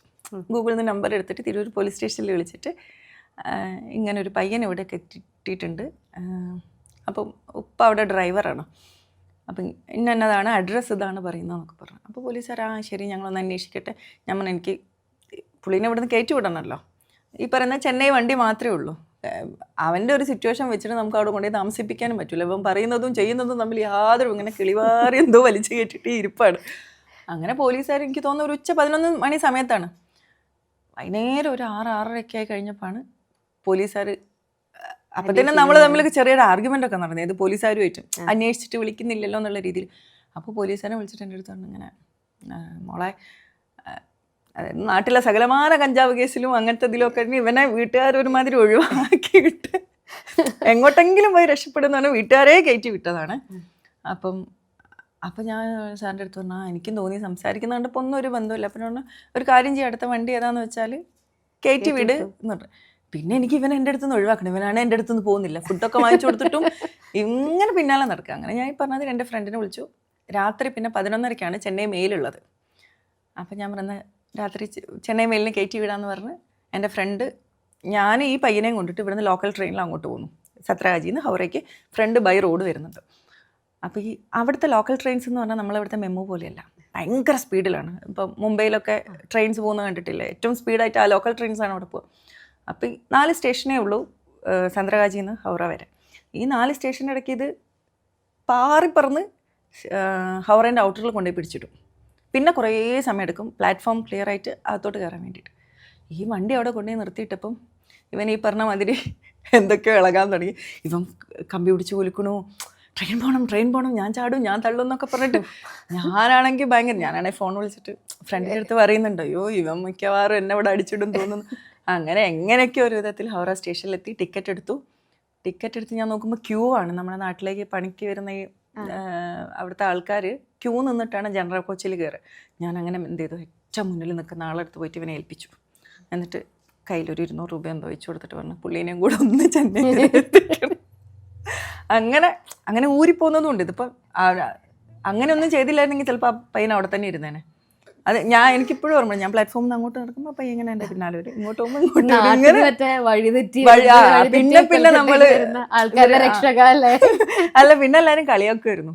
അങ്ങനെ എന്താ പറയുക, അങ്ങോട്ടും ഇങ്ങോട്ടും പോകുമ്പോൾ ഒരാളെ നാട്ടിൽ നിന്ന് വന്ന് രക്ഷിക്കാനുണ്ടോ എന്നുള്ള രീതിയിൽ. പക്ഷെ അതിനുശേഷം എന്തോ ആരെയും പിന്നെ അങ്ങനെ കണ്ടിട്ടില്ല. യാത്രകൾ, കൽക്കട്ട യാത്രകളെല്ലാം ഈ സ്പോർട്സുമായിട്ട് റിലേറ്റ് ചെയ്ത് ആയിരുന്നു അതോ? ഒന്നാമത്തെ കാര്യം എന്ന് പറഞ്ഞു കഴിഞ്ഞാൽ ഇപ്പം നമ്മൾ കൽക്കട്ടയിലാണെങ്കിൽ പോലും ഞങ്ങൾക്ക് മാച്ചൊക്കെ വരെ എപ്പോഴും ഏതെങ്കിലുമൊക്കെ സ്റ്റേറ്റുകളിലും. ഇപ്പോൾ ചോദിച്ചു കഴിഞ്ഞാൽ ഞാൻ ആ ആസാം സൈഡ് മാത്രമാണ് ഇപ്പോഴും ട്രാവൽ ചെയ്യാത്തത്. ബാക്കി ഓൾമോസ്റ്റ് എല്ലാ സ്റ്റേറ്റും നമ്മൾ കളിക്കാൻ വേണ്ടിയിട്ട് പോയിട്ടുണ്ടാവും. പക്ഷേ കളിക്കാൻ പോയി കഴിഞ്ഞാൽ എന്താണ്, നമ്മൾ കളിക്കണു, തിരിച്ചു വരുന്നു, നമുക്ക് എക്സ്പ്ലോർ ചെയ്യാനുള്ളൊരു ഓപ്ഷനില്ല. പക്ഷേ പിന്നെയാണ് നമ്മൾ എവിടെയെങ്കിലും കളിക്കാൻ പോയിട്ട്, ഇപ്പോൾ രാജസ്ഥാനിൽ ഞാൻ കളിക്കാൻ പോകും. ഞാൻ ആദ്യമായിട്ട് നാഷണൽസ് കളിക്കാൻ പോകുന്നത് രാജസ്ഥാനിലാണ്. രാജസ്ഥാനിൽ പോയി തിരിച്ച് വന്നു കഴിഞ്ഞതിന് ശേഷമാണ് രാജസ്ഥാനിൽ ഇങ്ങനെയൊക്കെ ഉണ്ടെന്ന് അറിയുന്നത്. അപ്പോഴാണ് എനിക്ക് ഇതെന്തുകൊണ്ട് പോയിക്കൂടാ. അപ്പോൾ പിന്നെ പോകാൻ ഓപ്ഷനില്ല. നാട്ടിൽ നിന്ന് ഇപ്പം അച്ഛനെയോ അമ്മേനെയോ റിലേറ്റീവ്സിനെയോ ഒന്നും വിളിച്ചുകൊണ്ട് ട്രിപ്പ് പോകാൻ വയ്യ. ഫ്രണ്ട്സ് എന്ന് പറഞ്ഞു കഴിഞ്ഞാൽ കൽക്കട്ട ആയതുകൊണ്ട് തന്നെ മലയാളീസ് ഉണ്ടെങ്കിൽ പോലും കുറച്ചും കൂടി നോർത്ത് ഇന്ത്യൻസ് ആയിട്ട് ഞാൻ ഭയങ്കര കണക്റ്റഡ് ആയിരുന്നു. അപ്പം അവരെയും വിളിച്ചിട്ട് പോകാനുള്ള എനിക്കൊരു കോൺഫിഡൻസ് ഇല്ല. അപ്പം ഞാൻ അങ്ങനെ വിചാരിച്ചു, എന്തുകൊണ്ട് ഒറ്റയ്ക്ക് പോയിക്കൂടെ. എൻ്റെ സോളോ യാത്രകൾ തുടങ്ങുന്നത് അങ്ങനെ കൽക്കട്ടയിൽ നിന്നാണ്. അപ്പോൾ ഈ വീട്ടിൽ പറയാതെ പോയ യാത്രകളുടെ സ്റ്റോറീസ് ഒക്കെ എങ്ങനെയാണ് പറയും? വീട്ടിൽ പറയാതെ ഞാൻ ആദ്യമായിട്ട് പോകുന്നത് ഋഷികേശ്, ഹരിദ്വാറാണ്. അപ്പോഴൊക്കെ നമ്മൾ ഇപ്പോഴത്തെ പോലെ നമ്മൾ എന്താ പറയുക, ഒരു ഐറ്റിനറി തയ്യാറാക്കിയിട്ടോ അങ്ങനെയൊന്നും നമ്മൾ പോകുന്നില്ല, ഗൂഗിൾ ചെയ്യുന്നില്ല. ഇപ്പോഴാണല്ലോ നമ്മൾ എങ്ങോട്ട് പോകുമ്പോഴും ആ സ്ഥലത്തിനെ പറ്റി കൂടും. അപ്പം ഈ ഋഷികേശ്, ഹരിദ്വാർ, ഗംഗാനദി ഇതാണ് മൈൻഡ്. അപ്പം ഗംഗ ഹിമാലയത്തുനിന്ന് ഉത്ഭവിക്കുന്നു. അപ്പോൾ അവിടെ പോയാൽ എനിക്ക് മഞ്ഞ് കാണുക എന്നുള്ളത് ഭയങ്കര ഒരു എന്താ പറയുക, എൻ്റെ ലൈഫിൽ ഏറ്റവും എനിക്കിഷ്ടമുള്ള കാര്യം മൗണ്ടനും മഞ്ഞും തന്നെയാണ്. അപ്പോൾ ഈ ഋഷികേശ്, ഹരിദ്വാർ ഏരിയയിൽ പോയി കഴിഞ്ഞാൽ ഗംഗാനദി ഒഴുകുന്നത് ഹിമാലയത്തിൽ നിന്ന് ആയതുകൊണ്ട് അവിടെ പോയാൽ ഇത് കാണാം എന്നുള്ളൊരു തോട്ടിൻ്റെ പുറത്താണ് ഞാൻ ആദ്യമായിട്ട് ഋഷികേശിലേക്ക് പോകുന്നത്. ഈ പറഞ്ഞ പോലെ റെയിൽവേ ആയതുകൊണ്ട് തന്നെ പാസ് എടുക്കാനും ടിക്കറ്റ് ബുക്ക് ചെയ്യാനും സീറ്റ് ഒക്കെ കൊടുത്ത് കൺഫേം ആവാനും വലിയ ബുദ്ധിമുട്ടില്ലാത്തത് കൊണ്ട് ഞാൻ ട്രെയിനാണ് യാത്രകൾക്ക് എപ്പോഴും ആശ്രയിക്കാറ്. അങ്ങനെ ഞാൻ ആദ്യമായിട്ട് പോകുന്നതാണ് ഋഷികേശ്. പക്ഷേ ഋഷികേശ് പോയി, ഹരിദ്വാർ പോയി, മഞ്ഞ് കണ്ടില്ല, ഹിമാലയത്തിൻ്റെ ഒരു കഷ്ണം പോലും ഞാൻ കണ്ടില്ല. അതാണ്. അപ്പം അതിന് ശേഷമാണ് ഞാൻ കുറച്ചും കൂടി എന്തെങ്കിലുമൊക്കെ ഇതിങ്ങനെ ആയിരിക്കില്ല ചിലപ്പം അവിടെ നമ്മൾ ആൾക്കാരോട് സംസാരിക്കുന്നതും അങ്ങനെയൊക്കെയാണ്. ഇങ്ങനെയല്ല, അത് ആൾക്കാരോട് ചോദിച്ചാൽ കാര്യങ്ങൾ അറിയാൻ പറ്റും. അന്ന് അതിനുള്ള ബുദ്ധിയില്ല. ഒന്നാമത്തെ കാര്യം അതാണ്. വയസ്സ് എത്രയേ ആയിട്ടുള്ളൂ. അതിന് ശേഷമാണ് കുറച്ചും കൂടി ഒന്ന് പ്ലാൻ ചെയ്തൊക്കെ യാത്രകൾ പോകാൻ തുടങ്ങിയത്. അപ്പോൾ നമുക്ക് കൽക്കട്ടയിലേക്ക് തിരിച്ചു വരാം. കൽക്കട്ടയെ പറ്റി പറയുമ്പോൾ ഹൗറ ബ്രിഡ്ജിനെ പറ്റി പറയാതെ പറ്റില്ലല്ലോ. ഹൗറ ബ്രിഡ്ജ് എന്ന് പറയുന്നത് ആക്ച്വലി ഞാൻ വർക്ക് ചെയ്ത് സത്രകാജി എന്ന് പറയുന്ന ഒരു ചെറിയ സ്റ്റേഷനിലാണ്. ചെറിയ സ്റ്റേഷൻ മീൻസ് യാർഡൊക്കെ ഉള്ള സ്റ്റേഷനാണ്. പക്ഷേ ഹൗറ സ്റ്റേഷൻ്റെ 22 പ്ലാറ്റ്ഫോമിൽ eastern railway, south eastern railway 2 ഭാഗമായിട്ട് അവർ ഷെയർ ചെയ്യാണ്. രണ്ടും 2 റെയിൽവേ ആണ്. അപ്പം പ്ലാറ്റ്ഫോം നമ്പർ 16 തൊട്ട് അങ്ങോട്ട് ഞങ്ങളുടേതും ഇപ്പുറത്തോട്ട് സൗത്ത് ഈസ്റ്റേൻ്റെ ആണ്. അപ്പോൾ ഈ പറഞ്ഞാൽ ഓഫീസിലെത്തിക്കഴിഞ്ഞാൽ നമുക്ക് ജനലിൽ കൂടെ ഒന്ന് നോക്കിയിട്ട് ഹൗറ ബ്രിഡ്ജ് കാണാമെന്ന് പറയുന്നത് തന്നെ ഇതിപ്പോൾ ഡെയിലി കണ്ടാലും നമുക്ക് മടുക്കാത്തൊരു കാര്യമാണ്. ഞാൻ ഈ പറയുന്ന മാതിരി ആരെങ്കിലുമൊക്കെ ഹൗറ വിസിറ്റ് ചെയ്യുകയാണെങ്കിൽ ഹൗറ സ്റ്റേഷൻ, അതായത് റെയിൽവേ സ്റ്റേഷനിൽ ജസ്റ്റ് വാക്ക് ചെയ്ത് റോഡ് ക്രോസ് ചെയ്ത് അവിടെ ഇതുണ്ട് ലോഞ്ച്, നമ്മുടെ ബോട്ട്, ഒരു ടൈപ്പ് ഓഫ് ബോട്ടാണ് ലോഞ്ച് എന്ന് അവിടെ പറയും. അതിൽ 10 രൂപ, എനിക്ക് ഇപ്പം എത്രയാണ് ചാർജ് എന്ന് അറിയത്തില്ല, ഞാൻ അവിടെ നിന്ന് വന്നിട്ടൊരു 5-6 വർഷമായി. ചെറിയ പൈസയുള്ളൂ എന്തായാലും 10-20 രൂപേൻ്റെ അകത്ത് കയറിയാൽ നമുക്ക് ഈ ക്രോസ് ചെയ്തിട്ട് അപ്പുറം പോകാൻ പറ്റും. ഭയങ്കര നൈസായിട്ട് തന്നെ ഹൗറ ബ്രിഡ്ജിൻ്റെ ഏറ്റവും നല്ല വ്യൂ കിട്ടാനും ഇപ്പം ഫോട്ടോസോ റീൽസോ ഒക്കെ ഏറ്റവും നല്ല വ്യൂ കിട്ടുക എപ്പോഴും നമ്മൾ അതിൻ്റെ മുകളിൽ കൂടെ പോകുന്നതിനേക്കാളും ഈ ലോഞ്ചിൽ കൂടെയുള്ള അത്യാവശ്യം വലിയ ലോഞ്ചാണത്. ലോഞ്ചിൽ കൂടി പോയി കഴിഞ്ഞാൽ അപ്പുറത്ത് ബ്രിഡ്ജ് ക്രോസ് ചെയ്ത് അപ്പുറത്ത് ഇറങ്ങിക്കഴിഞ്ഞാൽ അവിടെ പാർക്കും കാര്യങ്ങളും അങ്ങനത്തതൊക്കെ ഉണ്ട്. അതുപോലെ തന്നെ ഈ ബ്രിഡ്ജിൻ്റെ സ്റ്റേഷൻ്റെ ഓപ്പോസിറ്റ് സൈഡാണ് ഏഷ്യയിലെ ഏറ്റവും ബിഗ്ഗസ്റ്റ് നമ്മൾ ഫ്ലവർ മാർക്കറ്റ് എന്ന് പറയുന്നത്. ഇത് ഈ ഹൗറ ബ്രിഡ്ജിൻ്റെ ഒരു സൈഡാണ് ശരിക്കും പറഞ്ഞു കഴിഞ്ഞാൽ. അപ്പം മഞ്ഞ് കാണാനായിട്ട് ഋഷികേശ് പോയിട്ട് കാണാൻ പറ്റിയില്ലെന്ന് പറഞ്ഞില്ലേ, പിന്നെ മഞ്ഞ് കണ്ടോ പോയിട്ട്? മഞ്ഞ് കണ്ട കഥ പറയുമ്പം എൻ്റെ ഹസ്ബൻഡിനെയും കൂടെ അവിടെ മെൻഷൻ ചെയ്യേണ്ടി വരും. കാരണം നമ്മൾ ഈ പറയുന്ന പോലെ അഫെയർ ആയിരുന്ന സമയത്ത് എന്നെ ബുള്ളറ്റ് എടുത്ത് താജ്മഹൽ കാണാൻ കൊണ്ടുപോകാം, അവിടെ കൊണ്ടുപോകാം, ഇവിടെ കൊണ്ടുപോകാം. സത്യം പറഞ്ഞാൽ എന്നെ എവിടെ ഇതുവരെ കൊണ്ടുപോയിട്ടില്ല. അപ്പം ഞങ്ങളുടെ ഹണിമൂൺ ട്രിപ്പ്, അപ്പം കല്യാണം കഴിഞ്ഞപ്പോൾ ഞാൻ പുള്ളിയോട് പറഞ്ഞതായിരുന്നു, ഒന്ന് എനിക്ക് മഞ്ഞ് കാണണം, രണ്ട് എനിക്കൊരു പബ്ബ് പോകണം. ഇതായിരുന്നു എൻ്റെ ഡിമാൻഡ്സ് ആ സമയത്ത് ഉണ്ടായിരുന്നത്. ഞാൻ ചെയ്യാത്ത 2 കാര്യങ്ങൾ എനിക്ക് എക്സ്പീരിയൻസ് ചെയ്യാൻ താല്പര്യം ഉണ്ടായിരുന്നത്. അങ്ങനെ ഞങ്ങൾ പോകുന്നത് ഗാങ്ടോക്ക്, നതുല, ഇപ്പുറത്ത് 0 പോയിൻറ്റ്, അത് നമ്മൾ യുംതങ് വാലിയൊക്കെ കഴിഞ്ഞിട്ട്. അങ്ങനെ യുംതങ് വാലിയിലേക്ക് ഫസ്റ്റ് നമ്മൾ ലച്ചുങ്ങിലേക്ക് ഗാങ്ടോക്കിൽ നിന്ന് ഒരു ഷെയർ എടുത്തിട്ടാണ് പോകുന്നത്. ഒരു 6-7 ഫാമിലി ഉണ്ട്. അതിലൊരു ഫാമിലി മാത്രം കൂടെ കുട്ടിയും കൂടി ഉണ്ട്, ബാക്കി എല്ലാവരും കപ്പിൾസാണ്. അപ്പം ഗാങ്ടോക്കിൽ നിന്ന് വണ്ടിയിൽ കയറാൻ നേരത്ത് നമ്മുടെ കൂടെ കയറിയ ഒരാൾ എന്തോ സർജറി ബൈപ്പാസ് എന്തോ ചെയ്ത ആളായിരുന്നു. അപ്പോൾ കൂടെ ഉണ്ടായിരുന്ന ഒരു ലേഡിയെ പറ്റത്തില്ല, പോകുന്ന വഴിക്ക് ചിലപ്പോൾ എന്തെങ്കിലും ഇഷ്യൂസ് ആവും, ബൈപ്പാസ് ചെയ്ത ആളാണ്, നമ്മുടെ ട്രിപ്പ് മുടങ്ങും എന്നൊക്കെ പറഞ്ഞ് പുള്ളിക്കാരി ബഹളം വെച്ചിട്ട് ആ അങ്ങേരെ വണ്ടിയിനകത്ത് കയറ്റിയില്ല. എന്തായാലും ഞങ്ങളെല്ലാവരും കൂടെ, ബാക്കിയുള്ള ഞങ്ങളെല്ലാവരും കൂടെ, പുള്ളി വേറെ ഏതോ വണ്ടിയിൽ പോയി, ഡ്രൈവർ വേറെ എന്തെങ്കിലും അറേഞ്ച് ചെയ്ത് കൊടുത്തു. ഞങ്ങൾ പോയി ലച്ചുങ് എത്തി. ലച്ചുങ്ങിൽ നിന്ന് നെക്സ്റ്റ് ഡേ ആണ് നമ്മൾ 0 പോയിൻറ്റ് യുംതങ് കഴിഞ്ഞിട്ട് 0 പോയിൻറ്റിലോട്ട് പോകുന്നത്. 0 പോയിൻറ്റിൽ മാത്രമേ ആ സമയത്ത് സമ്മർ ആയതുകൊണ്ട് അവിടെ മാത്രമേ മഞ്ഞുള്ളൂ. അങ്ങനെ നമ്മൾ കയറി മുകളിൽ. ഞങ്ങളാണെങ്കിൽ ഈ പറഞ്ഞ പോലെ എൻ്റെ ഹസ്ബൻഡിൻ്റെ കാര്യം പറഞ്ഞാൽ അതാണ്, പുള്ളിക്ക് തണുപ്പ് എന്ന് എഴുതി കാണിച്ചാൽ തന്നെ പറ്റാത്ത ആളാണ്. അപ്പം ഫുൾ നമ്മൾ കണ്ണ് മാത്രം ഇങ്ങനെ, അതും കൂളിംഗ് ഗ്ലാസ് ഒക്കെ വെച്ച് ശ്വസിക്കാൻ മൂക്കിൻ്റെ ഇത്രയും മാത്രം ഗ്യാപ്പ് ഇട്ട്. ഒന്നാമത് നല്ല തണുപ്പുണ്ട്, സമ്മർ ആണെങ്കിൽ പോലും കാറ്റും കൂടി വരുമ്പോൾ നമ്മളത്രയും കാരണം ആദ്യമായിട്ടാണ് ഹൈറ്റിലേക്ക് പോകുന്നത് നമ്മൾ. അപ്പം നമ്മളത്രയും ടാബ്ലറ്റ്സും മരുന്നും ഒക്കെ കഴിച്ച് ഭയങ്കര ഇതായിട്ട് പോകുന്നു. കൂടെയുള്ള എല്ലാവരും അത്യാവശ്യം, ഈ ലേഡി, അതായത് താഴേന്ന് അടി കൂടി ഈ ലേഡി മാത്രം ഒരു ചെറിയൊരു ജാക്കറ്റ് ഇട്ടിട്ടുണ്ട്, അതൊന്നും സിബൊന്നും ടൈറ്റ് ചെയ്യാതെ ഇങ്ങനെ ഇരിക്കുന്ന വണ്ടിയിൽ. അപ്പോൾ നമ്മൾ 0 പോയിൻറ്റിലെത്തി. ഞാൻ ഒരു സൈഡ്, ആ ലേഡിയാണ് ഇങ്ങനെ ഇരിക്കുന്നത്, അവരിങ്ങനെ ഡോറ് തുറന്ന് വെളിയിലേക്ക് ഇറങ്ങി. അടുത്തത് ഞാൻ ഇറങ്ങി, ഹസ്ബൻഡ് ഇപ്പുറത്ത് കൂടി ഇറങ്ങിയിട്ട് വരുന്ന വണ്ടി കറങ്ങി ഇങ്ങോട്ട് വന്ന്. അപ്പോൾ വണ്ടിയിൽ നിന്ന് ഇങ്ങനെ ഇറങ്ങി നിന്നപ്പം ഫുൾ മഞ്ഞ മലകൾ ഇങ്ങനെ, നമുക്കിത് ആദ്യമായിട്ടിത് കാണുവാണല്ലോ, ഉള്ളിൻ്റെ ഉള്ളിൽ നിന്ന് ആഹാന്ന് പറഞ്ഞ്. അപ്പം അവിടെ ഒരു ഇതുണ്ട്, വെള്ളം, അത് ക്രോസ് ചെയ്തിട്ട് വേണം അങ്ങോട്ട് പോകും. നമുക്കങ്ങനെ നടക്കാവുന്നതേ ഉള്ളൂ, ചെറിയൊരു ഡിസ്റ്റൻസ്, എന്നാലേ ഇതൊന്ന് പോയി തൊടാൻ പറ്റത്തുള്ളൂ, അങ്ങനെ നടന്നെത്തിയാൽ. അപ്പോൾ ഹസ്ബൻഡ് ഇങ്ങനെ വന്ന വഴിക്കിൽ ഞാൻ ഫോൺ എടുത്ത് പിടിച്ചൊരു സെൽഫി, ഒരു വൃത്തികെട്ടൊരു സെൽഫി, ഞാനും അവനും ആ മഞ്ഞിൻ്റെ ഒരു ചെറിയൊരു ബാഗും കൂടെ കിട്ടിയിട്ട് ഒരു സെൽഫി എടുത്ത് ഇങ്ങനെ ടപ്പ് എന്നുള്ളൊരു സൗണ്ടാണ് കേൾക്കുന്നത്. നോക്കും ഈ ചേച്ചി, ആ അറിയാലോ മുകളിലേക്കൊക്കെ പോകുമ്പോൾ ഫുൾ ഉരുളം കല്ലും അങ്ങനത്തെ ഒരു ഒന്നും, നമ്മുടെ സർഫസ് ഭയങ്കര മോശം. ചേച്ചീൻ്റെ ഇങ്ങനെ ടപ്പേ എന്നും പറഞ്ഞിട്ട് വീണ് തലയൊക്കെ അടിച്ചിങ്ങനെ കിടക്കും. അപ്പം ഞങ്ങളെല്ലാവരും വിചാരിച്ചു തീർന്നു, ചേച്ചി തീർന്നു. എല്ലാവരും ഞങ്ങൾ അയ്യോ മരിച്ചു എന്നുള്ള രീതിയിൽ. കൊച്ചു കരയിൽ നിന്ന് 8ാം ക്ലാസ്സിലും 9ാം ക്ലാസ്സിലൊക്കെ പഠിക്കുന്ന മോനാ കൂടുതൽ. ഹസ്ബൻഡ് കരയിൽ നിന്ന് എല്ലാവരും ഒന്നും ഇങ്ങനെ സ്റ്റക്കായി നിന്നു. ഡ്രൈവറാണെങ്കിൽ ഞങ്ങളുടെ കൂടെ വന്ന് ഒട്ടും സഹകരിക്കാത്തൊരു ഡ്രൈവറാണ്. സാധാരണ നമ്മളിങ്ങനെ ട്രിപ്പൊക്കെ പോകുമ്പോൾ ഡ്രൈവർമാരല്ലേ നമുക്ക് അത് ഇതെന്നൊക്കെ പറഞ്ഞു ഇത് പുള്ളി അവിടം വരെ നിശബ്ദമായിട്ട് വണ്ടി ഓടിച്ചു. ഇത് കണ്ടതും പുള്ളി എല്ലാവരോടും കയറി വണ്ടി കയറി എന്ന് പറഞ്ഞു. വണ്ടി കയറി. അപ്പോൾ താഴെ ആർമി ഹോസ്പിറ്റലുണ്ട്, ഒരു കുറച്ചും കൂടെ താഴേക്ക് ഇറങ്ങിക്കഴിഞ്ഞാൽ ആർമി ഹോസ്പിറ്റലുണ്ട്. അപ്പം ഞങ്ങൾ വിചാരിക്കുന്നത് എന്താ, നമ്മളെല്ലാവരും കൂടെ ചേച്ചി എന്തായാലും ക്ലോസ്, നമ്മളവിടെ കൊണ്ടുപോയി വെച്ചിട്ട് നമ്മൾ തിരിച്ചു വരും എന്നുള്ള മൈൻഡിലാണ്. അപ്പം ഞങ്ങൾ ഇതൊക്കെ കൂടെ എത്തി. പക്ഷെ താഴെ എത്തിയപ്പോഴത്തേന് ആ ടെമ്പറേച്ചറിനൊന്ന് ലോ ആയപ്പം, ആൾട്ടിറ്റ്യൂഡ് ഒന്ന് ലോ ആയപ്പം ചേച്ചിക്ക് ബോധമൊക്കെ വന്നു. അങ്ങനെ താഴെ പോയി നമ്മൾ ആർമിയുടെ അവിടെ പോയി ചേച്ചിക്ക് ഫസ്റ്റ് എയ്ഡൊക്കെ കൊടുത്തു. അപ്പം ഞങ്ങൾ വിചാരിക്കുന്ന ബാക്കി എല്ലാവരും മേലോട്ട് കൊണ്ടുപോകുന്ന. പക്ഷേ ഡ്രൈവർ ഇത്രയും ദൂരം എനിക്ക് ഇനി പോകാൻ പറ്റൂല എന്നുള്ളൊരു മൈൻഡിൽ. അപ്പം ഞങ്ങളെല്ലാവരും വേണമെങ്കിൽ ഇനിയും കാശ് തരാമെന്നൊക്കെ പറയുന്നുണ്ട്. പക്ഷേ ഡ്രൈവർ സമ്മതിച്ചില്ല. പുള്ളിക്കാരൻ പിന്നെയും ഞങ്ങൾക്ക് പ്രതീക്ഷ ഉണ്ട് വണ്ടി സ്റ്റാർട്ടാക്കുമ്പോൾ തിരിച്ച് മേലോട്ട് പോകുന്നു. പക്ഷേ പുള്ളി താഴെ ഇറങ്ങി വന്നു. ആ കരച്ചിൽ ഞാൻ അവിടെ ഇരുന്ന് ഇങ്ങനെ, ബാക്കിയുള്ളവർ കാണാൻ പറ്റില്ലല്ലോ, കാരണം അറിയാത്ത. ഞാനാണെങ്കിൽ ഹസ്ബൻഡിനെ അങ്ങനെ പിടിച്ച് ഇങ്ങനെ കരയുന്നുണ്ട്. എനിക്ക് താഴെ എത്തിയിട്ട് ഇതൊന്നും സമാധാനം കിട്ടുന്നില്ല. കാരണം ഇത്രയും കൊതിച്ച്, അതും പോയവർക്കറിയാം ഗാങ്ടോക്കിൽ നിന്ന് ലച്ചൂങ് വരെയുള്ള റോഡ് നമ്മൾ രാവിലെ ഒരു 6 മണി 7 മണിക്ക് സ്റ്റാർട്ട് ചെയ്താൽ വൈകിട്ട് 5 മണിയാകുമ്പോൾ അവിടെ എത്തുന്നുള്ളൂ. അത്രയും ഭയങ്കര മോശമായിട്ടുള്ള വഴിയാണ്. ഒരു സൈഡ് ഫുൾ കൊക്കയും. നമ്മളിപ്പം സ്പിതി അവിടെ ഇവിടെയൊക്കെ പോകുമ്പോൾ പക്ഷേ അതിനേക്കാളൊക്കെ ഭയങ്കര ഡേഞ്ചറായിട്ടുള്ള വഴിയാണ്. മറ്റേതൊക്കെ നമുക്ക് കുറച്ചും കൂടി കാണാൻ എന്തെങ്കിലും ഇതൊന്നുമില്ല. അങ്ങനത്തെ ഫുൾ കൊക്കയും അങ്ങനത്തെ നമുക്ക് ആസ്വദിക്കാനൊന്നും ഇല്ലാത്തൊരു യാത്രയാണ്. അങ്ങനെ താഴെ എത്തുന്നവരെ ഞാൻ കരഞ്ഞിട്ട് ഞാൻ ഹസ്ബൻഡിൻ്റെ അടുത്ത് പറഞ്ഞു. അപ്പം ഇനി അടുത്തത് നദുലയാണ് പോകാനുള്ളത്. നദുലയിൽ മഞ്ഞുണ്ടോ ഇല്ലയോ എന്നുള്ളത് അറിയില്ല. കാരണം ഇത്രയും മേലെ പോയിട്ടും അത്രയും മുകളിലെത്തിയിട്ട് നദുല കുറച്ചും കൂടി അടുത്താണ് ഗാങ്ടോക്കിൽ. അപ്പോൾ ഞാൻ പുള്ളിയോട് പറഞ്ഞു ഇനി ഷെയർ ടാക്സിയിൽ ഞാനില്ല, എന്ത് വന്നാലും വേണ്ടില്ല, നമുക്ക് ഒറ്റയ്ക്ക് പോവാം എന്ന് പറഞ്ഞിട്ട് അങ്ങനെ നെക്സ്റ്റ് ഡേ ആണ് ഞങ്ങൾ നദുല പോകുന്നത്. നമ്മളൊരു ടാക്സി ഒക്കെ എടുത്തിട്ട് നദുല പോയി. ഈ പറഞ്ഞ മാതിരി നദുലേൻ്റെ ഒരു പോർഷൻ അങ്ങോട്ട് തുടങ്ങിക്കഴിഞ്ഞപ്പോൾ തന്നെ പിന്നെ മഞ്ഞ്, ഫുൾ മഞ്ഞ്. എൻ്റെ ലൈഫിൽ എന്താ പറയുക, നമ്മളിങ്ങനെ ചെറുപ്പത്തിലൊക്കെ ഐസ്ക്രീം കിട്ടുമെന്നൊരു ഫീൽ ഉണ്ടല്ലോ ഇങ്ങനെ. അതാണ് എൻ്റെ ആദ്യത്തെ മഞ്ഞിൻ്റെ എക്സ്പീരിയൻസ്. ഇപ്പോൾ സ്പോർട്സിൻ്റെ ഭാഗമായിട്ട് ടീമിൻ്റെ കൂടെ ഇന്ത്യ മുഴുവൻ യാത്ര ചെയ്തു എന്ന് പറഞ്ഞിട്ട്, അപ്പോൾ ഈ കളിക്കാൻ വേണ്ടി അല്ലാതെ ഉള്ള യാത്രകൾ എവിടേക്കാണ് പോയത്?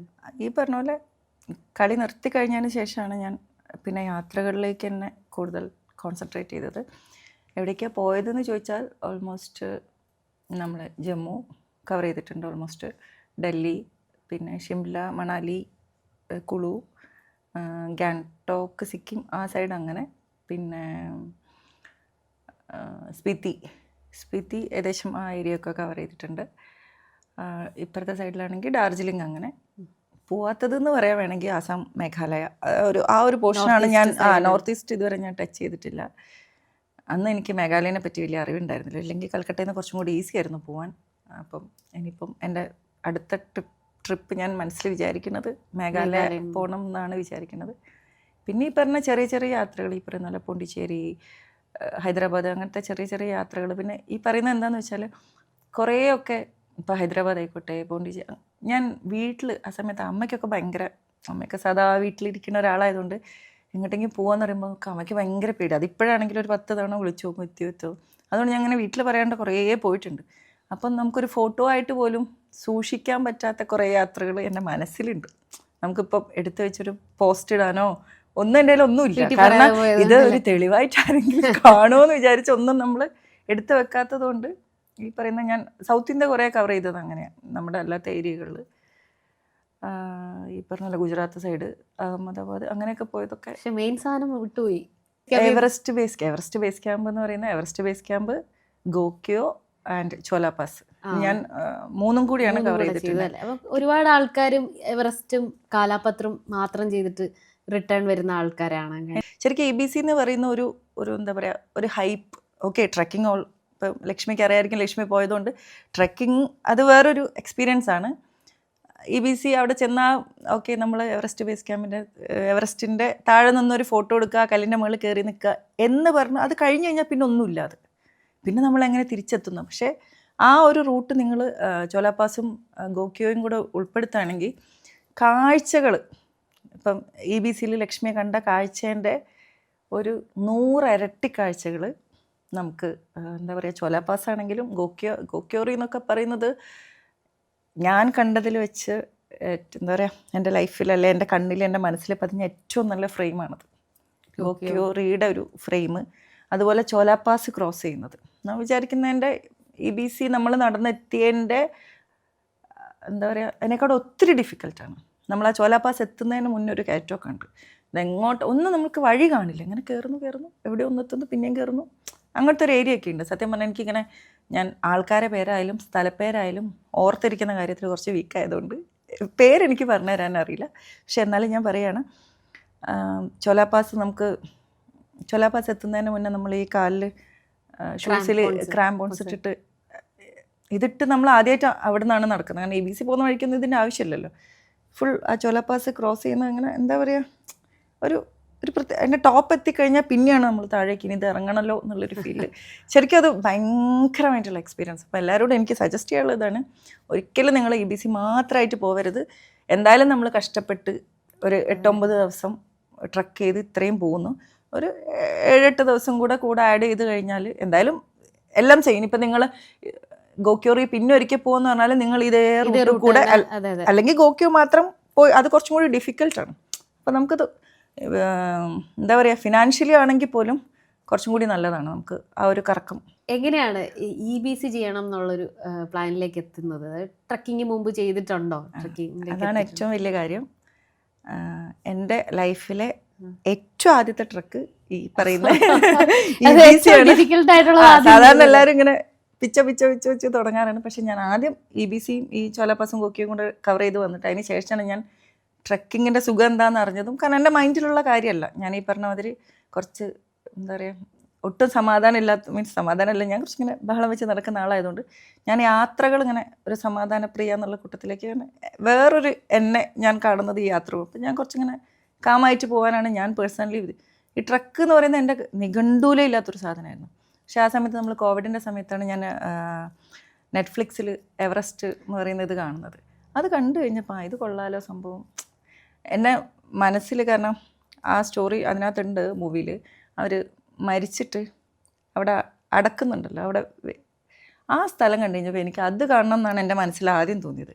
അത്രയും മുകളിൽ അങ്ങനത്തെ ഒരു സെറ്റപ്പ് ഉണ്ടെങ്കിൽ പിന്നെ ഞാൻ വിചാരിച്ചു എന്തെങ്കിലുമൊക്കെ എവിടെന്നെങ്കിലും തലയിൽ തേങ്ങ വീണ് മരിക്കുന്നതിനേക്കാളും നല്ലത്.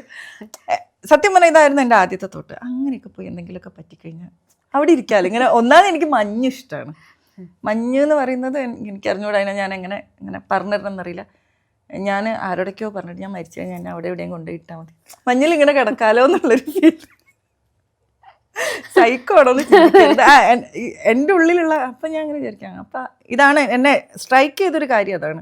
പിന്നെ അവരിങ്ങനെ മഞ്ഞ് കയറിപ്പോകുമ്പം ഇത് പറയുമ്പോൾ ഒരു കാര്യം കൂടെ പറയണം. എൻ്റെ കൂടെ കൽക്കട്ടയിലുണ്ടായിരുന്നൊരു ചേച്ചിയുണ്ട്, TT ആയിരുന്നു. പുള്ളിക്കാരിയുടെ ഹസ്ബൻഡ് ഈ പറയുന്ന പോലെ ട്രെക്കിംഗ് ഒക്കെ ചെയ്യുന്നതാണ്. അപ്പം ഞാൻ ആദ്യമായിട്ട് മഞ്ഞിൻ്റെ ഫോട്ടോ, ഇപ്പം മഞ്ഞ് എന്ന് പറയുന്ന ഒരു സാധനം എൻ്റെ മനസ്സിൽ കൂടിയത് ഈ പുള്ളി ഇങ്ങനെ ആൽബങ്ങൾ, ആ സമയത്ത് ഫോട്ടോസ് ആൽബം, എനിക്ക് തോന്നുന്നൊരു 100 കണക്കിന് കാര്യങ്ങൾ. പുള്ളിക്കാരനൊരു പ്രായം തൊട്ട് ഒരു ഫാമിലി ആയിട്ടും അല്ലാതെയും പുള്ളി ട്രക്കൊക്കെ കണ്ടക്ട് ചെയ്യുന്ന ആളാണ്.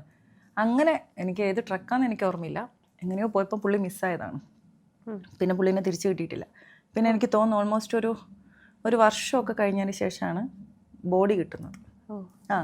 അപ്പം ചേട്ടന് എനിക്ക് ആദ്യമായിട്ട് മഞ്ഞ്, അപ്പം ഇവർ ഈ ഫോട്ടോസ് കൂടിയാണ് എൻ്റെ മനസ്സിലേക്ക് മഞ്ഞ് കയറി വരുന്നത്. ഇതിങ്ങനെയൊക്കെ നിൽക്കാം, ഈ വെള്ളത്. പുള്ളീന് ഡെഡ് ബോഡി കിട്ടുന്ന സമയത്ത് ഞാൻ കൽക്കട്ടയിലുണ്ട്. അന്ന് ദീദി പോയിട്ട് കളക്ട് ചെയ്ത് വരുമ്പം ഞാൻ ഈ എവറസ്റ്റ് ബേസ് ക്യാമ്പൊക്കെ പോയി അത്യാവശ്യം പബ്ലിസിറ്റിയൊക്കെ ആയിക്കഴിഞ്ഞ് ഞാൻ ആദ്യം എനിക്ക് തോന്നുന്നു എല്ലാവരും വിളിക്കുന്ന കൺഗ്രാജുലേഷൻ അത് ഇത് എന്നൊക്കെ പറയുമ്പം എന്നെ ഈ പറയുന്ന ലക്ഷ്മി എന്നാണ് ദീദിയുടെ പേര്. ദീദി എന്നെ വിളിച്ചിട്ട് വഴക്കാണ് പറഞ്ഞത്. എനിക്ക് കൽക്കട്ടയിലുള്ളപ്പം തലയിൽ ഈ മഞ്ഞ് നമ്മൾ ഇവരുടെ അടുത്തൊന്നും ഷെയർ ചെയ്യുന്നില്ല. ഇന്ന് പോയതോ പോയി, ഒരിക്കൽ പോയതോ പോയി. ഇത് ഈ മൗണ്ടൈൻസ് അറിയാമല്ലോ, നമ്മളങ്ങനെ പിന്നെയും വിളിച്ചുകൊണ്ടിരിക്കും. ഇതിൽ നിർത്തിക്കോണം, ഇനി നിന്നെ ഞാനൊരു മഞ്ഞിൻ്റെ മുന്നിൽ കാണരുതെന്ന് എന്നെ ചേച്ചി അന്ന് വിളിച്ച് ഇങ്ങനെ വഴക്ക് പറയുക ചെയ്തു. പക്ഷേ അതിനുശേഷം ഞാൻ പോയി. കാരണം നമുക്കിതൊരു പുള്ളിയുടെ അനുഭവത്തിൻ്റെ ഇതിൽ പറയുകയാണ്. കാരണം പുള്ളിക്കാരത്തിക്ക് പിന്നെ പേടി. ചേച്ചി ഒരുപാട് ട്രാവൽ ചെയ്യുന്ന ഒരാളായിരുന്നു. ചേട്ടൻ മിസ്സായതിനു ശേഷം പുള്ളിക്കാരി അങ്ങ് വീട്ടിൽ തന്നെയായി.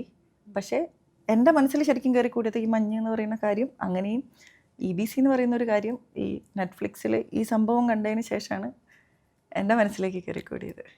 ആദ്യത്തെ ട്രക്കായിരുന്നു എന്ന് പറഞ്ഞില്ലേ EBC. അപ്പം പേടിയുണ്ടായിരുന്നു എങ്ങനെ പ്രിപ്പറേഷൻസ് ഒക്കെ എങ്ങനെ വേണം, അത് ഇത്രയും വലിയൊരു ട്രക്ക് ചെയ്യുമ്പോഴത്തേക്കും? ട്രക്കിങ്ങിന് പ്രിപ്പറേഷൻസ് പേടി എനിക്കുണ്ടായിരുന്നില്ല. കാരണം ഞാൻ ട്രക്ക് ചെയ്യാത്തത് കൊണ്ട് എനിക്കിത് എന്താ സംഭവം എന്ന് എനിക്ക് അറിഞ്ഞുകൂടും. സത്യമാണത് എനിക്ക്. പക്ഷെ പ്രിപ്പയർ ചെയ്യാന്ന് പറയുന്നത് ഞാൻ ഈ പറഞ്ഞ പോലെ ഒരു 5-6 മാസം ഞാൻ ഞാൻ ഇതിന് തന്നെ വേണ്ടിയിട്ട് ഞാൻ വർക്കൗട്ട് ചെയ്തിട്ടുണ്ട്. ഫിസിക്കലി ഞാൻ ഓക്കെ ആയിരുന്നു, ഫിറ്റായിരുന്നു. പക്ഷെ മെൻ്റലി ഞാൻ എന്താ പറയുക, ആഗ്രഹമാണ്. ഫിറ്റാണോ എന്നുള്ളത് നടന്നു തുടങ്ങിയതിന് ശേഷമാണ് എനിക്ക് മനസ്സിലായത്. കാഠ്മണ്ഡു നല്ലായിരുന്നു ഞങ്ങൾക്ക് ഫ്ലൈറ്റ് ഉണ്ടായിരുന്നത്, ലുക്ലയിലേക്ക്. രാമേശ്വരത്തുനിന്നായിരുന്നു. അപ്പം എനിക്ക് തോന്നുന്നു ഒരു 4ാമത്തെ ഒരു ഫ്ലൈറ്റൊക്കെ ഞങ്ങളുടെ ആയിരുന്നു. നമുക്കൊരു ഷെഡ്യൂൾ തരുമല്ലോ. അങ്ങനെ ഞങ്ങൾ ഫ്ലൈറ്റിൽ കയറാൻ വിളിച്ചു. നമ്മൾ ആ തീപ്പെട്ടിക്കൂട് പോലത്തെ സാധനത്തിൻ്റെ അകത്ത് കയറിയിരിക്കുന്നു. കുറച്ചിങ്ങനെ കയറി ഇങ്ങനെ ആയപ്പോഴത്തേനും എല്ലാവരോടും ഇറങ്ങുന്നു പറഞ്ഞു. ഇറക്കി. അപ്പോൾ നോക്കുമ്പോൾ എന്തോ എൻജിൻ ഓവർ ഹീറ്റഡ് ആണ്, ഇറങ്ങണം എന്ന് പറഞ്ഞു. അപ്പോൾ ഞങ്ങൾ ഇറങ്ങി ബാഗും പിടിച്ചുകൊണ്ട് ഇങ്ങനെ കാവലിരിക്കുന്നു. കുറച്ച് കഴിഞ്ഞ് പിന്നെയും കയറിക്കോ എന്ന് പറഞ്ഞ് കയറി, പിന്നെ ഇറക്കി. അങ്ങനെ ഒരു 2-3 പ്രാവശ്യം. പിന്നെ ഞങ്ങളോടൊന്ന് അവിടെ പോയിരുന്നു, എൻജിനൊന്ന് തണുത്തിട്ടേ കൊണ്ടുപോകും. അപ്പം തന്നെ ഞങ്ങൾ എൻജിൻ തണുത്തിട്ടൊക്കെ നമ്മൾ വണ്ടിയുടെ കാര്യമൊക്കെ കേട്ടിട്ടുണ്ട്. അങ്ങനെ ആ ഇരുത്തം ഞങ്ങൾ വൈകുന്നേരം വരെ ഇരുന്നപ്പോഴും സീതയാണെന്നാണ് എനിക്ക് ഓർമ്മയില്ല ഫ്ലൈറ്റിൻ്റെ പേര്. പിന്നെ അത് പോയിട്ടില്ല, ഒരു തകരാറായി അന്നത്തെ നമ്മുടെ. കാരണം അപ്പം നമുക്കൊരു ദിവസം ഈ ഷെഡ്യൂളിൻ്റെ അകത്തുനിന്ന് ഒരു ദിവസം പോയി.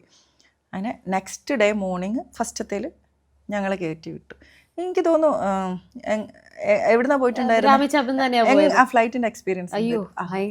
എനിക്ക് തോന്നുന്നു ഈ ട്രക്ക് പോലും ഇത്രയും പ്രശ്നമല്ല. കാരണം നമ്മൾ ആ ഒരു എക്സ്പീരിയൻസ് അങ്ങോട്ട് കഴിഞ്ഞ് ലുക്ലയിൽ ലാൻഡ് ചെയ്ത് കഴിയുമ്പോൾ ഒരു എന്തൊക്കെയോ ഒരു ധൈര്യം കിട്ടും. എനിക്ക് ഇപ്പോഴും സത്യം പറഞ്ഞാൽ ഫ്ലൈറ്റിൽ കയറാൻ പറ്റും. അങ്ങനെയല്ല, ഫ്ലൈറ്റിൽ ലാൻഡ് ചെയ്യുന്നത് എനിക്ക് ഭയങ്കര പേടിയാണ്.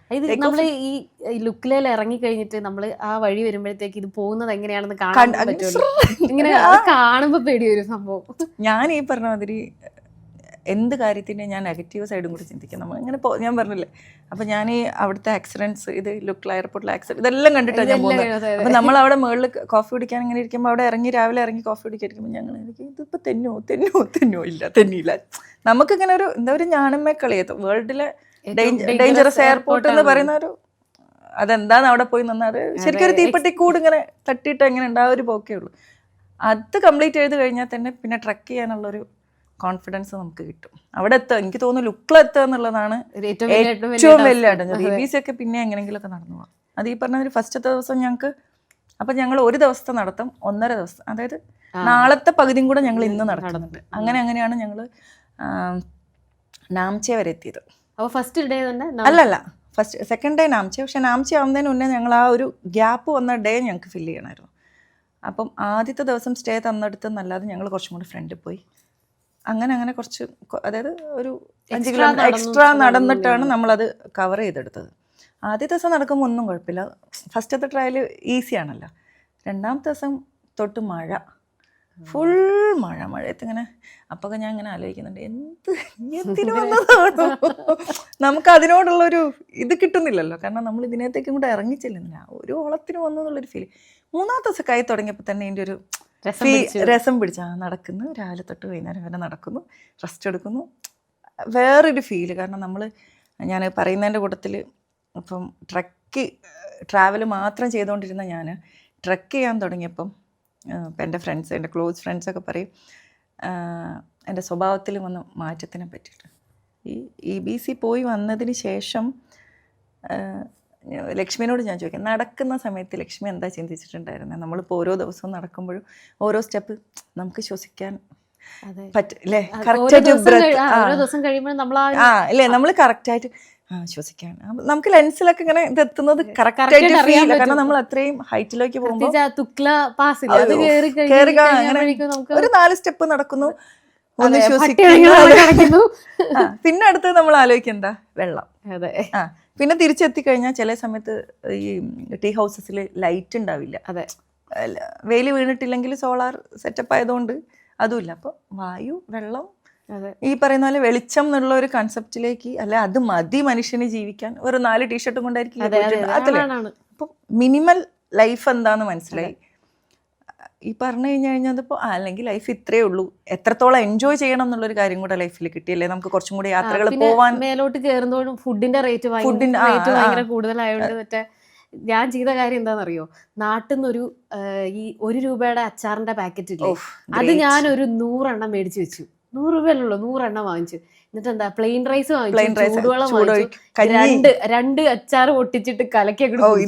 ഇതാണ് ഇനി പോകുന്നവർക്കൊരു ഏറ്റവും വലിയൊരു ടിപ്പാണ്. കാരണം അവിടുത്തെ ഫുഡൊന്നും നമുക്ക് അത്ര പിടിക്കില്ല. മൊത്തം ഈ ഗാർലിക് സൂപ്പ് ഉണ്ടല്ലോ, അത് ഈ ക്ലൈമറ്റുമായിട്ട് അഡ്ജസ്റ്റ് ആവാൻ കുറച്ചും കൂടി നമ്മളിങ്ങനെ പരിചയമില്ലാത്ത ആൾക്കാർ പോകുമ്പോൾ ഗാർലിക് സൂപ്പ്, പിന്നെ ബ്രെഡ്, മുട്ട, ഇതായിരുന്നു എൻ്റെ മെയിൻ ഭക്ഷണം. പക്ഷേ ഈ പറഞ്ഞതിൽ ഞങ്ങൾ അവിടുന്ന് ചില സമയത്ത് റൈസ് എന്തെങ്കിലും അവർ മിക്സ് ആക്കി എന്തൊക്കെയൊക്കെയോ തരും. ദാൽബാത്തിനേക്കാളും എനിക്ക് തോന്നുന്നൊരു എഗ് റൈസ് പോലത്തെ ഒരു സാധനം കിട്ടും. അപ്പം ഞാൻ എൻ്റെ കൂടെ ട്രിവാൻഡ്രത്തു നിന്നുള്ള വേറൊരു പയ്യൻ, എൻ്റെ ഒരു ഫ്രണ്ടും കൂടെ ഉണ്ടായിരുന്നു. അപ്പം ഞങ്ങളിങ്ങനെ ഇരുന്ന് ഞങ്ങൾ പറയും, ഒരു അച്ചാർ. നമ്മുടെ മൈൻഡിൽ അങ്ങനത്തെ ഒരു കാര്യം പോകുന്നു. ഞാൻ എന്നിട്ട് അപ്പോഴേ പറയുന്നു, ആരെങ്കിലും ഇനി പോവുകയാണെങ്കിൽ ഒരു അച്ചാർ കയ്യിൽ, അതൊരു ഫിഷ് പിക്കിളൊക്കെ ആണെങ്കിൽ സ്വർഗം. അല്ല, അപ്പൊ ഫുഡിന്റെ ഒരു വില നമുക്ക് മനസ്സിലാവും. ഈ നാട്ടിലൊക്കെ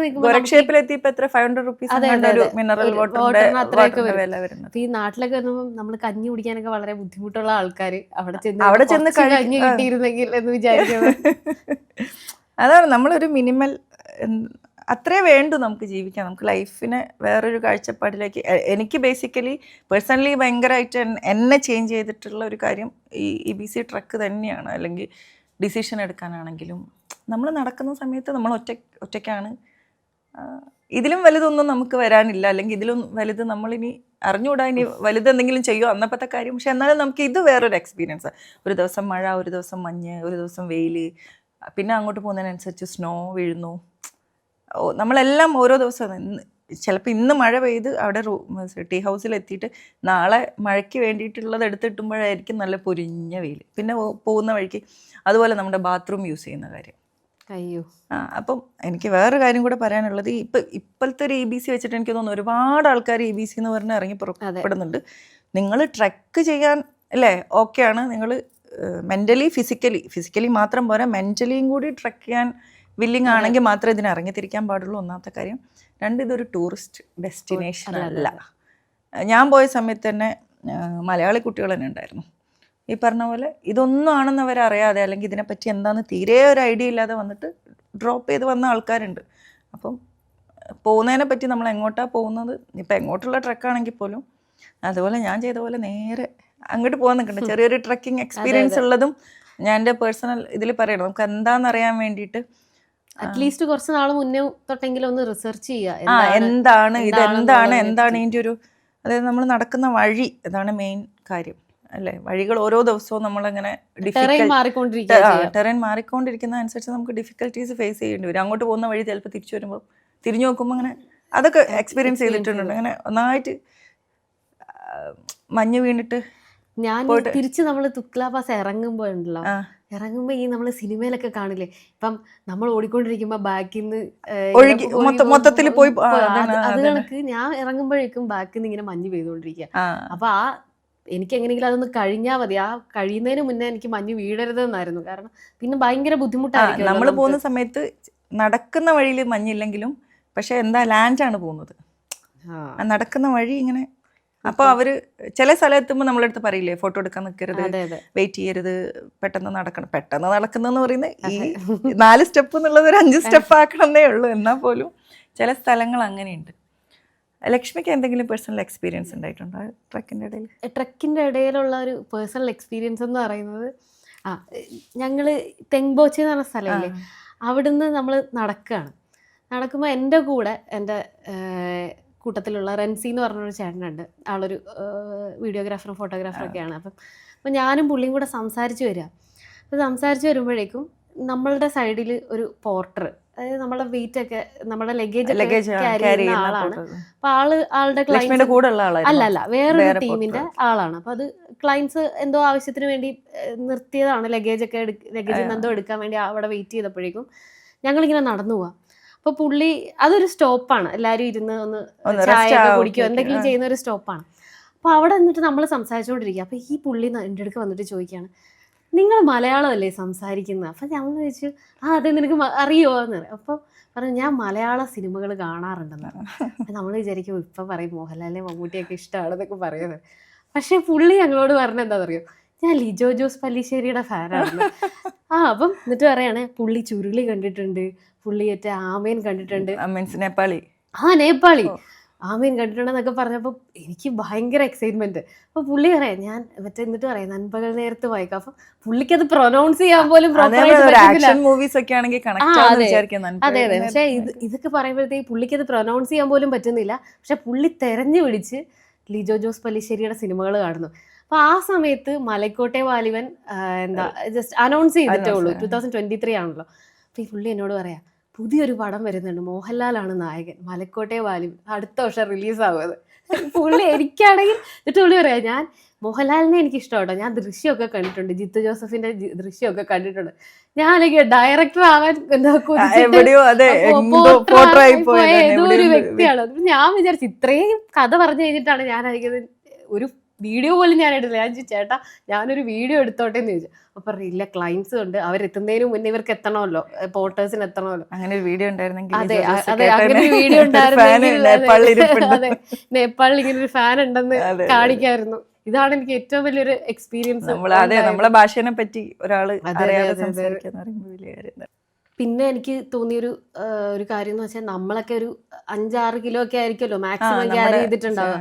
ഞാനൊക്കെ 100 കിലോ ഒക്കെ എടുത്തിട്ട് ആൾക്കാർ അയ്യോ അതാ പറയാതിരിക്കാൻ പറ്റില്ല. കാരണം അവിടുത്തെ ഈ പോർട്ടേഴ്സ് എനിക്ക് തോന്നുന്നു ഇവർ ഈ പോർട്ടറായി കുറച്ച് കാലം ജോലി ചെയ്താൽ മാത്രമേ അവരെ ഗൈഡ് ആക്കുന്നുള്ളൂ. ഷെർപ്പാസ് എന്ന് പറയുന്ന വേറൊരു കാറ്റഗറി, ഒരു എന്താ പറയുക, അത് വേറെ കാറ്റഗറി ആണെങ്കിൽ പോലും ഗൈഡ് ആവണമെങ്കിൽ ആരെയും പെട്ടെന്ന് അവർ ഗൈഡാക്കത്തില്ല. ഇപ്പം നമ്മളെ കൂടെ ഗൈഡൊക്കെ വരുന്നുണ്ടല്ലോ, കുറച്ച് കാലം എന്താ പറയുക പോർട്ടറായി വർക്ക് ചെയ്ത് ഈ റൂട്ടും കാര്യങ്ങളൊക്കെ അവർ നന്നായിട്ട് പഠിച്ചതിന് ശേഷം മാത്രമേ ഗൈഡായിട്ട് വരുന്നുള്ളൂ. പക്ഷെ ഇവർ ഈ വെയിറ്റ് എടുക്കുന്ന ഈ നെറ്റിയിൽ കൂടെ ഇങ്ങനെ ബാൻഡ് ഇട്ടിട്ട് ഗ്യാസ് കുറ്റിയൊക്കെ ചുമന്നുകൊണ്ട് ഇങ്ങനെ എത്ര സിമ്പിളായിട്ട് നമ്മുടെ ബാഗ് എടുക്കുന്നത് പോട്ടെ, നമ്മളെ ബാഗ് നമുക്കേ ചുമക്കാൻ പറ്റൂല.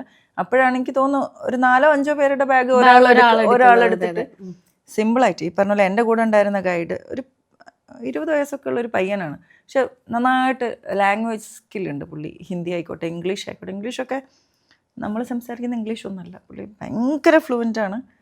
പക്ഷെ എന്താ പറയുക, നമ്മളിങ്ങനെ പിച്ച വെച്ച് നടക്കുന്നത് ഇവൻ ഇങ്ങനെ ചാടി ചാടി ചാടി കല്ലുകളൊക്കെ ഉണ്ടല്ലോ, ഇവൻ ഇങ്ങനെ നമ്മൾ നടക്കുന്ന വഴി കൂടെ ഇവൻ നടക്കും.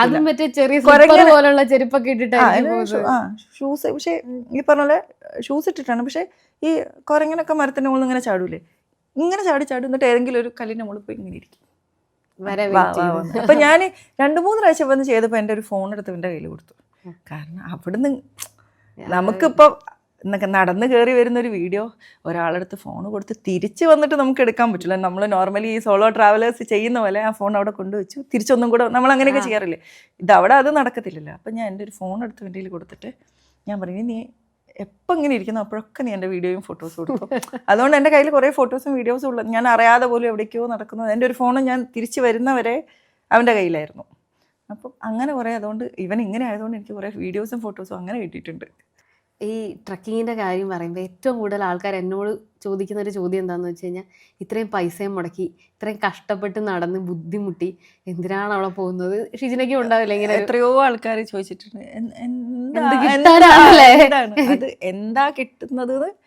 അത് നടന്നാൽ മാത്രമേ മനസ്സിലാവൂ. അത് ഞാൻ ഈ പറഞ്ഞ പോലെ ട്രാവൽ ചെയ്യാന്നുള്ളൊരു മൈൻഡല്ല. ട്രക്ക് ശരിക്കും ഇല്ലേ, നമ്മൾ രാവിലെ തൊട്ട് 10 കിലോമീറ്റർ ശരിക്കും നമുക്ക് നാട്ടിൽ കൂടിയാണെങ്കിൽ സിമ്പിളായിട്ട് ഓടുകയോ നടക്കുകയോ ഒക്കെ ചെയ്യാം. പക്ഷെ ആ ഒരു 10 കിലോമീറ്റർ മൗണ്ടൻസിൽ എന്താ പറയുക, ഓക്സിജൻ ഇല്ലാത്തൊരു സ്ഥലത്ത്, അതായത് ഇല്ലയെന്നല്ല, ലെവൽ കുറഞ്ഞിട്ടുള്ളൊരു സ്ഥലത്ത് നമ്മളിങ്ങനെ പിച്ച വെച്ച് നടക്കുന്നത് വേറൊരു ഫീലാണ്. പക്ഷേ ഈ പറയുന്ന പോലെ വൈകിട്ട് നമ്മൾ ടീ ഹൗസസിൽ എത്തുമ്പം അവിടെ കിട്ടുന്ന ചെറിയൊരു ചൂടും ഇല്ലേ, അവിടെ മറ്റേ ഫയറും അതും കാര്യങ്ങളും, പിന്നെ അന്നത്തെ ഈ പറഞ്ഞ പോലെ എന്തെങ്കിലും കഴിക്കുക, പിന്നെ കുറച്ച് നേരം എല്ലാവരും കൂടെ അറിയാത്ത ആൾക്കാരില്ലേ, എത്ര രാജ്യത്തു നിന്നുള്ള ആൾക്കാർ.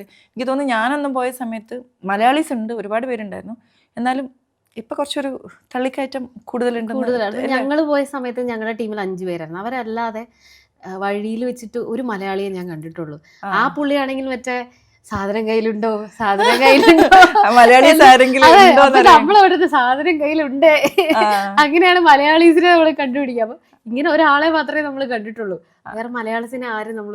പക്ഷെ എനിക്ക് തോന്നുന്നു ഇപ്പൊ ഈ നമ്മളിനി ഇതൊക്കെ ഫോളോ ചെയ്യുന്നതിനെ കൊണ്ടാണെന്ന് അറിയില്ല, ഇൻസ്റ്റാഗ്രാമും അതും ഇതൊക്കെ നോക്കുമ്പോൾ ഒരുപാട് പേര് അല്ലെങ്കിൽ ഒരുപാട് ട്രാവൽ കമ്പനീസ് മലയാളീസ് ബേസ് ചെയ്തിട്ടുള്ള ഒരുപാട് പേര് ഇപ്പോൾ അവിടെ ട്രെക്കിങ് കണ്ടക്ട് ചെയ്യും ഒക്കെ ചെയ്യുന്നുണ്ട്. ഇതിപ്പോൾ ടീ ഹൗസസിൽ നമ്മൾ വൈകിട്ട് എത്തുമ്പോഴത്തേനും ചില സമയത്ത് നമ്മൾ ഡ്രസ്സ് മുഴുവൻ നനഞ്ഞിട്ടുണ്ടാവും, ഷൂസൊക്കെ നനഞ്ഞ് എന്താ പറയുക, കാല് അനക്കാൻ പറ്റുന്നുണ്ടാവില്ല.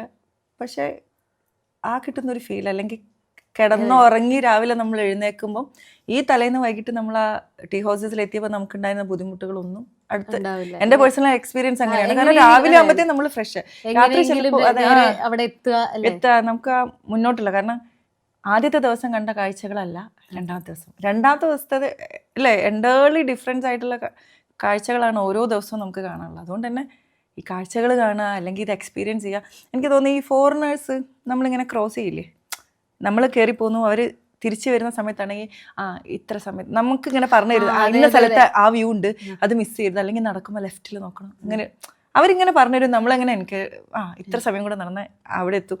അവര് ഭയങ്കരമായിട്ട് സപ്പോർട്ട് ചെയ്യും. ഈ ഫോറിനേഴ്സ് സപ്പോർട്ട് കാണുമ്പോ തന്നെ നമസ്തേ അവര് പറയും. ഭയങ്കരമായിട്ട് വിഷ് ചെയ്തിട്ട് വിഷ് ചെയ്യുക, ഒരു ഇന്ററാക്ഷൻ. അതായത് നമ്മളെ ഒന്ന് ആ കാണുന്ന ഒരു മൊമെന്റ് മാത്രമേ ഉള്ളൂ. കുറച്ച് ദൂരേ ഉള്ളൂ, അതാണ് അവര് നമ്മളെങ്ങനെ എടുത്ത് പറയാ. ഒരു ജസ്റ്റ് ആ ക്രോസ് ചെയ്യുന്ന ഒരു സമയത്ത് എന്തെങ്കിലുമൊക്കെ പറഞ്ഞ് അങ്ങോട്ടും ഇങ്ങോട്ടും സംസാരിച്ചിട്ടാണ്. ഒന്നാമത്തെ കാര്യം ട്രക്ക് ചെയ്യുക, അല്ലെങ്കിൽ ഇത് മാത്രമേ എല്ലാവരും മൈൻഡിലും ഉണ്ടാവുള്ളൂ. എവറസ്റ്റ് അല്ലെങ്കിൽ ഇത് കാണുക, ഇതിന്റെ വ്യൂ എന്നുള്ള ഒരു കാര്യം മാത്രമേ എല്ലാവരും മനസ്സിലും ഉണ്ടാവട്ടുള്ളൂ. ഇപ്പൊ ചോദിച്ചു പറഞ്ഞ പോലെ ഒന്ന് എവറസ്റ്റ് എന്ന് പറയുന്ന ഒരു ഭയങ്കര സംഭവമാണ് അല്ലേ. നമ്മളിപ്പോ ഇവിടെ നിന്ന് ഇങ്ങനെ ചിന്തിക്കുമ്പോൾ ഇപ്പൊ എവറസ്റ്റ് ബേസ് ക്യാമ്പൊക്കെ പോയതുകൊണ്ടാണ് ഞാൻ ഇവിടെ വന്നിരുന്ന് സംസാരിക്കുന്നത്. ഇപ്പം ലക്ഷ്മി ആയാൽ പോലും എൻ്റെ ഓപ്പോസിറ്റ് ഇരുന്നിട്ട് എന്നോട് ഇങ്ങനെ ചോദിക്കുന്നുണ്ടെങ്കിലും ഒരു റീസൺ, അല്ലെങ്കിൽ അവിടെ എത്തിപ്പെടുക എന്ന് പറയുന്നത് ഇത് എക്സ്പീരിയൻസ് ചെയ്യുക, അല്ലെങ്കിൽ ഇതിലേക്ക് ഇറങ്ങിച്ചെന്ന്. ഞാൻ പിന്നെയും പറയും, ഇതിന് ഇഷ്ടമല്ലാത്ത ആൾക്കാരാണെങ്കിൽ ട്രക്ക് ചെയ്യാൻ പോവേ ചെയ്ത് പറ്റിയ പണിയേ അല്ല. ഒരിക്കലും ഒരു ടൂറിന് പോകുന്ന മാതിരി, ഒരു സ്ഥലം കാണാൻ പോകുന്ന മാതിരി, താജ്മഹൽ കാണാൻ പോകുന്ന മാതിരി ട്രക്കിന് പോകരുത്. ഇപ്പൊ നമ്മള് ടീ ഹൗസസിന്റെ കാര്യം പറഞ്ഞില്ലേ, അപ്പം ഷിജിനെ മറ്റേ ഗോക്കിയോയും ചോലാപാസും ചെയ്തതല്ലേ, അപ്പൊ അവിടുത്തെ സ്റ്റേ എങ്ങനെയായിരുന്നു? പലർക്കും അതറിയില്ലായിരിക്കും. ചോലാപാസ് അതായത് നമ്മൾ ഗോക്യോ എത്തുന്ന വരെയുള്ള ടീ ഹൗസസ് ഈ EBC വരെയുള്ള പോലെ തന്നെ ഏകദേശം സെയിം തന്നെയാണ്. പക്ഷെ ഗോക്യോറിയുടെ സൈഡിലുള്ള, അതായത് ഗോക്യോന്റെ സൈഡിലുള്ള ഈ പറയുന്ന ടീ ഹൗസസ് അത്യാവശ്യം നല്ലതാണ്, കുറച്ചും കൂടി ലക്ഷറിയസ്. നമ്മൾ ഈ കണ്ട സാധനങ്ങളല്ലാതെ നമ്മളിപ്പോൾ നാട്ടിലൊക്കെ കാണുന്നൊരു ഹോട്ടൽ സെറ്റപ്പിലേക്ക്, കാരണം നമുക്ക് അവിടെ എത്തുമ്പോൾ ചൂടുവെള്ളം കിട്ടുന്നുണ്ട്. നമ്മളൊക്കെ കുളിക്കുന്നത് എന്താ പറയാ, ഞാൻ കുളിച്ചിട്ടില്ല. കുളിച്ചായിരുന്നോ? ഞാൻ തിരിച്ചു എന്താ പറയാ ലുക്കില വന്നിട്ടാണ് ഞാൻ ഷവർ ചെയ്തത്. പക്ഷെ ഈ പറഞ്ഞ മാതിരി നമുക്ക് ഷവർ ചെയ്യാനുള്ള ഒരു ഓപ്ഷൻ അവിടെ ഉണ്ട്. പിന്നെ സ്റ്റേ കുറച്ചും കൂടി നമുക്ക് അവർ കുറച്ചും കൂടി ലക്ഷറിയാണ്. അത് ഫുഡിൻ്റെ കാര്യം ആയിക്കോട്ടെ, മെനു മാറും. നമുക്ക് കിട്ടിയതിനേക്കാളും കുറച്ചും കൂടി ഓപ്ഷൻസ് നമുക്ക് അവിടെ നിന്നൊന്നും കിട്ടാത്ത ഓപ്ഷൻ. ഒരുപക്ഷെ ഹൈറ്റ് ഇവിടെ കൂടുതൽ, മീൻസ് EBC വെച്ച് നോക്കുമ്പോൾ ലെവൽ സെയിം ആണ്. ചോലാപാസ് ആണ് ഹൈറ്റ് കൂടുതൽ. പക്ഷെ എന്നാൽ പോലും മെനു നമുക്ക് ഓപ്ഷൻസ് മാറുന്നുണ്ട്. ഈ പറഞ്ഞ പോലെ സ്റ്റേ കുറച്ചും കൂടി, റൂം നല്ല നമുക്ക് കിട്ടുന്ന ഒരു സ്പേസ് ഒക്കെ ഏകദേശം അതാണെങ്കിൽ പോലും കുറച്ചും കൂടി വിശാലമാണ്, കുറച്ചും കൂടി നല്ലതാണ്. റേറ്റും അതിനനുസരിച്ചിട്ടുണ്ട്. നമ്മൾ ഈ പാക്കേജ് എടുത്ത് പോകുമ്പോൾ ഇൻക്ലൂഡഡ് ആണല്ലോ. പിന്നെ കുറച്ചും കൂടെ ഒക്കെ വ്യൂവും കാര്യങ്ങളും, എല്ലാത്തിൻ്റെയും വ്യൂ ഈ മറ്റെന്താ പറയുക, ഈ തടാകത്തിലേക്ക് ഫേസ് ചെയ്തിട്ട് ഒരു തടാകത്തിൻ്റെ ഒരു സൈഡ് മുഴുവൻ ഈ എനിക്ക് തോന്നുന്നില്ല വേറെ എവിടെയും സ്റ്റേ ഉണ്ടെന്ന്. ആ ഒരു ഏരിയ മൊത്തത്തിലൊരു കുറച്ചധികം ഉണ്ട്. നിങ്ങളത് ഏതെങ്കിലും ഒരു ഫോട്ടോയിലൊക്കെ നോക്കുമ്പോൾ ഒരു സൈഡ് മൊത്തം എനിക്ക് തോന്നുന്നു, നമ്മൾ ആ ഫോട്ടോ എടുത്ത് വെച്ച് നോക്കുമ്പോൾ അതിനകത്തൊരു റെഡ് കളർ നമ്മളെ കണ്ണിൽ ഇങ്ങനെ പെട്ടെന്ന് സ്ട്രൈക്ക് ചെയ്യുന്ന ഒരു ഹോട്ടൽ എന്ന് വേണമെങ്കിൽ പറയേണ്ട ഹൗസ് ഉണ്ട്. അതിനകത്ത് തന്നെയായിരുന്നു ഞങ്ങൾ താമസിച്ചത്. നമ്മളിതിങ്ങനെ കാണുമ്പോൾ, ഫോട്ടോ കാണുമ്പോൾ ഇപ്പം ചേഞ്ചസ് എനിക്ക് അറിഞ്ഞുകൂടാ, പക്ഷെ ആ സമയത്ത് നമ്മൾ കാണുമ്പോൾ നമ്മളെ കണ്ണിലുടക്കുന്ന ഇപ്പം നമ്മളിപ്പോൾ കുറേ ഹോട്ടലിനെ കാണുമ്പോൾ വലുതൊന്നും നമ്മളെ കണ്ണിലുടക്കുമല്ലോ, അതുപോലെ. പക്ഷെ ഏതായിരുന്നോ അവിടെ കുറച്ച് നല്ലതായിട്ട് നമ്മൾ ചിത്രത്തിൽ കണ്ടത് അവിടെ തന്നെയാണ് നമ്മൾ താമസിച്ചിട്ടുണ്ടായിരുന്നത്. അങ്ങോട്ട് കയറുന്ന സമയത്ത് ഈ ഗോക്യോ ഒക്കെ പോയിട്ട് തിരിച്ചു വരുന്ന ആൾക്കാരില്ലേ, അങ്ങനെ വരുന്നുണ്ട്. അവരെ നമ്മൾ വഴി വെച്ച് മീറ്റ് ചെയ്യുമ്പോഴത്തേക്ക് ചിലപ്പോൾ ഇരിക്കുന്ന ഏതെങ്കിലും ഒരു ചായക്കടയിലോ അങ്ങനെയൊക്കെ ഇരുന്ന് ചായ കുടിക്കുന്ന സമയത്തായിരിക്കും ഇവർ തിരിച്ചു വന്നിട്ടിരിക്കുന്നത്. അപ്പോൾ ഇവർ ഈ ഗോക്യോയുടെ പിക്സ് ഒക്കെ ഇങ്ങനെ കാണിക്കും. അപ്പം ഞാനിങ്ങനെ ആവശ്യം ഇതും കൂടെ പാക്കേജിൽ എടുക്കേണ്ടതായിരുന്നു. ഇത് ജസ്റ്റ് അത് ശരിക്കും നല്ല എന്താ പറയുക, ഒരു ബ്ലൂ കളറാണ് അവിടുത്തെ വെള്ളം, ശരിക്കും ബ്ലൂ കളറാണ്. നമ്മൾ മുകളിൽ നിന്ന്, കാരണം ആ സമയത്ത് ഞാൻ പോകുമ്പോൾ മൊത്തം സ്നോ ഉണ്ട്, ചുറ്റുമുള്ള ഇത് മുഴുവൻ സ്നോ, നടുക്ക് ഈ നീല കളർ. പക്ഷെ ഇത് താഴേക്ക് ഇറങ്ങി വരുമ്പോഴത്തേനും നമുക്ക് കുറച്ചും കൂടി താഴേക്ക് കാണുന്ന രീതിയിൽ, അതായത് വേറൊരു വേർഷനാണ്. മുകളിൽ നിന്ന് നോക്കുമ്പോഴും താഴെ നോക്കുമ്പോൾ എനിക്ക് ഗോക്യോ സബ്മിറ്റ് ചെയ്യാൻ പറ്റിയിട്ടില്ല, കുറച്ച് ഹെൽത്ത് ഇഷ്യൂ ഉള്ളതുകൊണ്ട്. പക്ഷേ എൻ്റെ കൂടെ ഉണ്ടായിരുന്ന ഫ്രണ്ട് അവിടെ കയറി വന്നിട്ട് അവിടെ നിന്ന് എടുത്തുകൊണ്ട് വന്ന ഫോട്ടോസ് കാണുമ്പോൾ നമ്മൾ ഈ കണ്ടതൊന്നുമല്ല അവർ കണ്ടത്. അവിടുത്തെ സൺറൈസൊക്കെ ഭയങ്കര ബ്യൂട്ടിഫുള്ളാണ്. ആ ഒരു വീഡിയോസും കാര്യങ്ങളൊക്കെ കണ്ടു കഴിഞ്ഞപ്പോൾ നമ്മൾ എന്താ പറയുക, അതിൻ്റെ അങ്ങനെ നമ്മൾ ഫസ്റ്റ് ചോലാപാസൊക്കെ കഴിഞ്ഞ് ക്രോസ് ചെയ്ത് ഗോക്യോയുടെ ഒരു സൈഡ് കയറി വരുന്നുണ്ട്. ഒരു സൈഡിൽ നിന്ന് കയറി വന്നിട്ട് നമുക്കൊരു വ്യൂ കിട്ടും. അത് എന്നിട്ട് ഇങ്ങനെ കറങ്ങി ഇപ്പുറത്തെ സൈഡ് ഇവിടെ എത്തണം. ആ കറങ്ങി ഒരു ഹാഫ് പോർഷനിൽ എത്തുമ്പോഴേ നമുക്ക് വേറെ അതിനെ ഫോട്ടോസ് ഞാൻ ഷെയർ ചെയ്തുതരാം. ഭയങ്കര ബ്യൂട്ടിഫുള്ളാണ്. ഭയങ്കര ബ്യൂട്ടിഫുൾ എന്ന് പറഞ്ഞാൽ ആരും മിസ് ചെയ്യരുത്. ഞാൻ പേഴ്സണലി ഞാൻ പറയുന്നത്, ഒരിക്കലും ആരും മിസ് ചെയ്യരുത് ഗോക്യോ. അത്രയ്ക്കും ബ്യൂട്ടിഫുള്ളാണ്.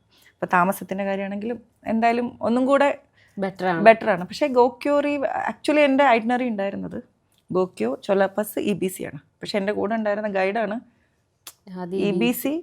അത് തിരിച്ചാക്കിയത് കുറച്ചും കൂടി അതായിരിക്കും. കാരണം മറ്റേത് കുറച്ച് ഹൈറ്റ് കയറിയിട്ട് പിന്നെ നമുക്ക് ഈസിയാവും. പക്ഷേ ഇതിങ്ങനെ കുറച്ച് കാരണം ഒന്നാമത് നമുക്ക് നടന്നുള്ള എക്സ്പീരിയൻസ് ഇല്ലാത്തതുകൊണ്ട് ലാസ്റ്റ് ആകുമ്പോഴത്തേനും കുറച്ച് പാടാണ് ചൊലാപ്പാസ്. പക്ഷേ ചൊലാപ്പാസ് തന്നെ ആദ്യം ക്രോസ് ചെയ്ത് നമുക്ക് എന്തെങ്കിലും പറ്റി. പിന്നെ ഈ EBC എന്ന് പറയുന്ന ഒരു നമ്മളെ ഏരിയ അതാണല്ലോ. അപ്പോൾ EBC എത്താൻ എന്തെങ്കിലും ബുദ്ധിമുട്ടായാലോ എന്ന് വിചാരിച്ചിട്ടാണ്. എനിക്ക് തോന്നുന്നു കുറച്ചും കൂടി ബെറ്റർ EBC പോയതിന് ശേഷം കവർ ചെയ്യുന്നതായിരിക്കും കുറച്ചും കൂടി ബെറ്റർ എന്ന് എനിക്ക് തോന്നുന്നുണ്ട്. ഷിജിനയുടെ ട്രാവൽ സ്റ്റോറീസ് ഇവിടെ തീരുന്നില്ല. ദ ട്രാവലിംഗ് TT എന്ന പേജിലൂടെ നിങ്ങൾക്ക് ഷിജിനയുടെ ട്രാവൽ സ്റ്റോറീസ് കാണാം. അപ്പോൾ ഇനിയും വലിയ വലിയ യാത്രകൾ ചെയ്യാൻ സാധിക്കട്ടെ. വലിയ വലിയ യാത്രകൾ ചെയ്തിട്ട് ഇതേ ഫ്ലോറിലിരുന്ന് നമുക്ക് ഇതേപോലെ വിശേഷങ്ങൾ പറയാം അല്ലേ? കോഴിക്കോട് ജില്ലയിലെ താമരശ്ശേരി കൂടത്തായിന്ന് ചെറിയൊരു ഗ്രാമത്തിൽ നിന്ന് എൻ്റെ യാത്രകളും എൻ്റെ ജോലിയും, ജോലി തന്നെ യാത്രയാക്കിയ ഞാനും, അങ്ങനെ പറയാനാണ് എനിക്ക് എന്നെ ഇഷ്ടം. ഇന്ന് ഇവിടെ ഒരു ഫ്ലോറിൽ വന്ന് നിങ്ങളോട് സംസാരിക്കാൻ പറ്റുന്നുണ്ടെങ്കിൽ ട്രാവലിസ്റ്റ എന്ന് പറയുന്ന ഈ ഒരു ചാനലിനും സാൻഡോയോടും ഞാൻ താങ്ക്സ് പറയാണ്. ഒരുപാട് വുമൺ സോളോ ട്രാവലേഴ്സ് മുന്നോട്ട് വരണം എന്ന് ഞാൻ പേഴ്സണലി ആഗ്രഹിക്കുന്ന ഒരാളാണ്.